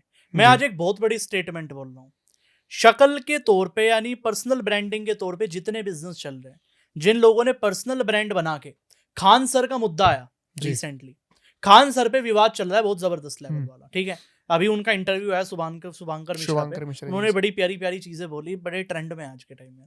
मैं कहना ये चाह रहा हूँ, सोचो उनकी पीआर कितनी अफेक्ट हुई, उनकी पर्सनल ब्रांडिंग पे कितनी, अब उनके धंधे पे फर्क पड़ा। प्रफुल्ल भाई का अगर नाम बदनाम हुआ, धंधे पे अफेक्ट पड़ा, धंधा खत्म। समझ रहे हो मेरी बात? तो मैं कहना ये चाह रहा हूं, और एक ब्रांड और है, मैं नाम भी ले दूं, मैं नहीं डरता, मैं बता देता हूं, अलक पांडे जी, फिजिक्स वाला, पर्सनल ब्रांडिंग पे धंधा चल रहा है वो पर्सनल ब्रांडिंग पे। आज अलक पांडे जी का फेस यूज ना हो ना, धंधा मैं कह रहा हूं चल ना पाए पूरे साल भी। और सोचो अगर वो एज एन फाउंडर रिजाइन कर दे, क्योंकि फंडिंग बेस्ड बिजनेस हो सकता है, पॉसिबल है कहीं ना कहीं, या ना भी करे, या वो हट जाए, या काम ना करे कहीं ना कहीं, या कोई और एक्वायर कर ले फिजिक्स वाला को, फेल हो जाएगा। बड़ी चीज, सिंपल चीज है भैया, पर्सनल ब्रांडिंग के तौर पे नहीं है। क्योंकि बॉट, आप देखो, लोग अमन गुप्ता का एग्जांपल लेते हैं, भैया अमन गुप्ता हाईलाइट में बहुत बाद में आए, शार्क टैंक के बाद। पहले लोग बोट ऐसे भी इस्तेमाल करते थे कहीं ना कहीं, और लोग अमन गुप्ता की वजह से बोट नहीं खरीदते, बोट की साउंड क्वालिटी की वजह से खरीदते हैं, सीधी सी चीज है। आप देखो चाय, लोग कहते हैं चाय के ब्रांड नहीं चलते, चायोस नहीं चल रहा नोएडा में, बढ़िया चल रहा है। क्यों चल रहा है? Because of their taste, because of their USP, because of their packaging, because of their SOPs. जब इन चीजों का रोल होता है, वो फ्रेंचाइजी पे जाएगा और बनेगा। लेकिन पर्सनल ब्रांडिंग के तौर पे अगर धंधा बना रहे हो, वो धंधा नहीं बिकेगा। और फिर जब आपके पास कम से कम 1 साल का बैकअप हो, एक्सपेंशन तब करना चाहिए फ्रेंचाइजी लेवल पे। आप आज 2 लाख रुपए प्रॉफिट कमा रहे हो, आपको पता है कि अगर आपने 4 लोगों को फ्रेंचाइजी बेची, आप 4 के 4 को प्रॉफिटेबल बना सकते हो। अगर इस थ्योरी पे काम कर रहे हो, कहीं ना कहीं किसी भी लोकेशन के अंदर आपका बिजनेस चल सकता है, पूरा सिस्टम बना हुआ है। मैं कह रहा हूं आप बेचो फ्रेंचाइजी, 1000 बेचो, दिक्कत ही नहीं है, लेकिन एसओपीज नहीं है। सिस्टम नहीं बना हुआ किसी भी चीज फेल हो का, जाओगे पहले ही दिन जी। 1 साल भी सर्वाइव नहीं कर पाओगे। That is the thing. मेरा कार्तिक भाई, मेरा एक लास्ट सवाल और था जी। आपसे कि सक्सेस का क्या फॉर्मूला है? सक्सेस का देखो असद जी एक ही फॉर्मूला है। लोग कहेंगे हार्ड वर्क, मेहनत, ये वो, कुछ नहीं होता। मैं सच बता रहा हूँ, मेहनत हर कोई कर रहा है। हमसे ज्यादा बड़े बड़े धुरंधर लोग मेहनत कर रहे हैं कहीं ना कहीं। नंबर 1 चीज आपकी नेटवर्क क्या है, नेटवर्क, आपके लोग क्या है, कनेक्शंस किन लोगों के साथ, that's the matter most. Number 2 चीज जो मैं देना चाहता हूँ सक्सेस के फॉर्मूले में, वो देना चाहता हूँ अपॉर्चुनिटी। किस इंडस्ट्री में काम कर रहे हो जी। हमेशा मैं कह रहा हूँ, जो आज की ट्रेंडिंग इंडस्ट्री में काम करेगा वो काम भी ना करे ना, वो केवल टिका रहे, वो तब भी उतर जाएगा। जी। फैक्ट है, आपको केवल टिकना है। तो 2 चीज, एक तो नेटवर्क, एक अपॉर्चुनिटी का फायदा उठाओ। किस इंडस्ट्री में काम करना है, कोई भी मौका मिल रहा है ना, काम कर लो। आज के टाइम में पता क्या है, मैं आपको बताता हूँ, आज के टाइम में हमारा यूथ है ना, थोड़ा सा फिल्टर करके काम करता है। यार इस इंडस्ट्री में मैं काम करूं या ना करूं, यार इतने सस्ते में मैं काम करूं या ना करूं। कार्तिक दीवान आज भी कहीं काम फ्री में कर देता है। होता है, बहुत बार होता है। एक ऐसा ब्रांड था, मैं नाम नहीं लूंगा उसका, मैंने बहुत शुरुआत 3 साल पहले की बात बता रहा हूँ, उसका मैंने 20,000 में कोलैब कर दिया था कहीं ना कहीं, सबसे सस्ता किया था मैंने उसका। उसकी कंपनी 100 करोड़ की बनी है 2 साल में। कह रहे कि सर सबसे पहला कोलैब आपके साथ किया था। ऐसे बहुत सारे ब्रांड थे, कह रहे सर मेरा बजट नहीं है, फ्री कर दिया, कुछ नहीं कहा मेरा। क्यों? क्योंकि मुझे पता है ना मुझे वहां से क्या मिलेगा। अपॉर्चुनिटी मुझे बहुत ज्यादा मिली। जितना मैंने पैसा, जितनी मैंने अचीवमेंट कनेक्शन के बेस पे कमाई, उतनी मैंने किसी के बेस पे नहीं कमाई जी। कभी भी। तो लोग कहते हैं बहुत ज्यादा मेहनत करते हैं, ज्यादा मेहनत करने की जरूरत नहीं होती अगर आपका इंटेंट अच्छा है लोगों को लेके। और ऐसा नहीं कि आप इंटेंशनली किसी की मेहनत मदद कर रहे हो। मान के चलो आज के टाइम में आपका मेरे पास फोन है, कार्तिक सर मुझे एक एडिटर चाहिए, मैंने आपको अपने एडिटर का नंबर दे दिया। आज के टाइम में कोई कंटेंट क्रिएटर अपना एडिटर नहीं देता, सबसे बड़ी बात है। लोग अपनी टीम का नंबर तक शेयर नहीं करते, मैं कर देता हूँ, मुझे फर्क नहीं पड़ता, क्योंकि मुझे पता है मेरे नसीब से कोई कुछ नहीं लेके जाता। फैक्ट है हमेशा। जी। लोग डरते रहते हैं, घबराते रहते हैं, क्या होगा। सक्सेस का फॉर्मूला बड़ा सिंपल है भैया, इंटेंशन क्लियर रखो जिंदगी में, आपका इंटेंट बहुत ज्यादा काम आएगा। विराट कोहली भी हमेशा ये बात कहता है, मैं भी सेम चीज कह रहा हूँ, इंटेंशन अगर आपकी अच्छी है हर किसी को लेके, कहीं ना कहीं जिंदगी में कभी मार नहीं खाओगे। कस्टमर को लेके, अपने पार्टनर्स को लेके, अपने लोगों को लेके, दोस्तों को लेके, जिंदगी में कभी मार नहीं खाओगे कभी भी। जी। Thank you so much Kartik भाई, मुझे वक्त देने के लिए। बहुत अच्छा लगा आपके साथ में पॉडकास्ट करके। और डेली मैं जो ये पॉडकास्ट कर रहा हूँ, तो मुझे बहुत ज़्यादा इंटरेस्ट आ रहा है अब इन पॉडकास्टों में। क्या बात। क्योंकि हमने एक चेंज किया है कि हम मतलब ऑडियंस के लिए वही पॉडकास्ट करेंगे जिससे उनका करियर बने, या वो जो बनना चाहते हैं कुछ। क्योंकि फन तो हम करते ही रहते हैं, हम कॉमेडी लाते रहते हैं, एंटरटेनमेंट करते रहते हैं, लेकिन एक पर्पस भी होना चाहिए। और वो हमें पर्पस मिल गया है कि हम इस तरीके के पॉडकास्ट करेंगे। क्योंकि जब मुझे इतनी एक्साइटमेंट या इतना अच्छा लग रहा है, तो ऑडियंस को भी बहुत मजा आएगा। तो बहुत अच्छा लगा आपके साथ में बात करके। Thank you so much. It's my pleasure, और thank you so much Asad ji for जी। Inviting me. और मुझे नहीं पता कितना टाइम शूट को हुआ है, ये होता चला गया। मेरे आई थिंक मिस कॉल भी आ रही होगी फोन के ऊपर। बट मैं एक ही चीज कहना चाहता हूँ, आपकी क्वेश्चनिंग बड़ी अच्छी है। और सबसे बड़ी चीज है कि आप रो तरीके से जो चीजें पूछते हो, जो आपके मन में क्वेश्चन होते हैं, आप वो पूछते हो कहीं ना कहीं। There is no planning, there is no, कहता हूँ कि सारी चीजें प्लान करके नहीं कर रहे आप, कहीं ना कहीं आप वो जानना चाह रहे हो जो आपके मन में चल रहा है। और जब आप ऑथेंटिक तरीके से कोई चीज पूछते हो, तो कहीं ना कहीं आप लोगों के सवाल पूछ रहे हो एक तरीके से। That is the thing. इसलिए ऑडियंस आपके साथ कनेक्ट कर पाती है, इसी तरीके से ऑडियंस आपके साथ जुड़ी हुई है कहीं ना कहीं। और एक चीज मैं कह देता हूं, अगर इस पॉडकास्ट के ऊपर अगर 1000 कमेंट आ जाती है पार्ट 2 की, तो हम पार्ट 2 करेंगे definitely. I will definitely come. Thank you so much sir.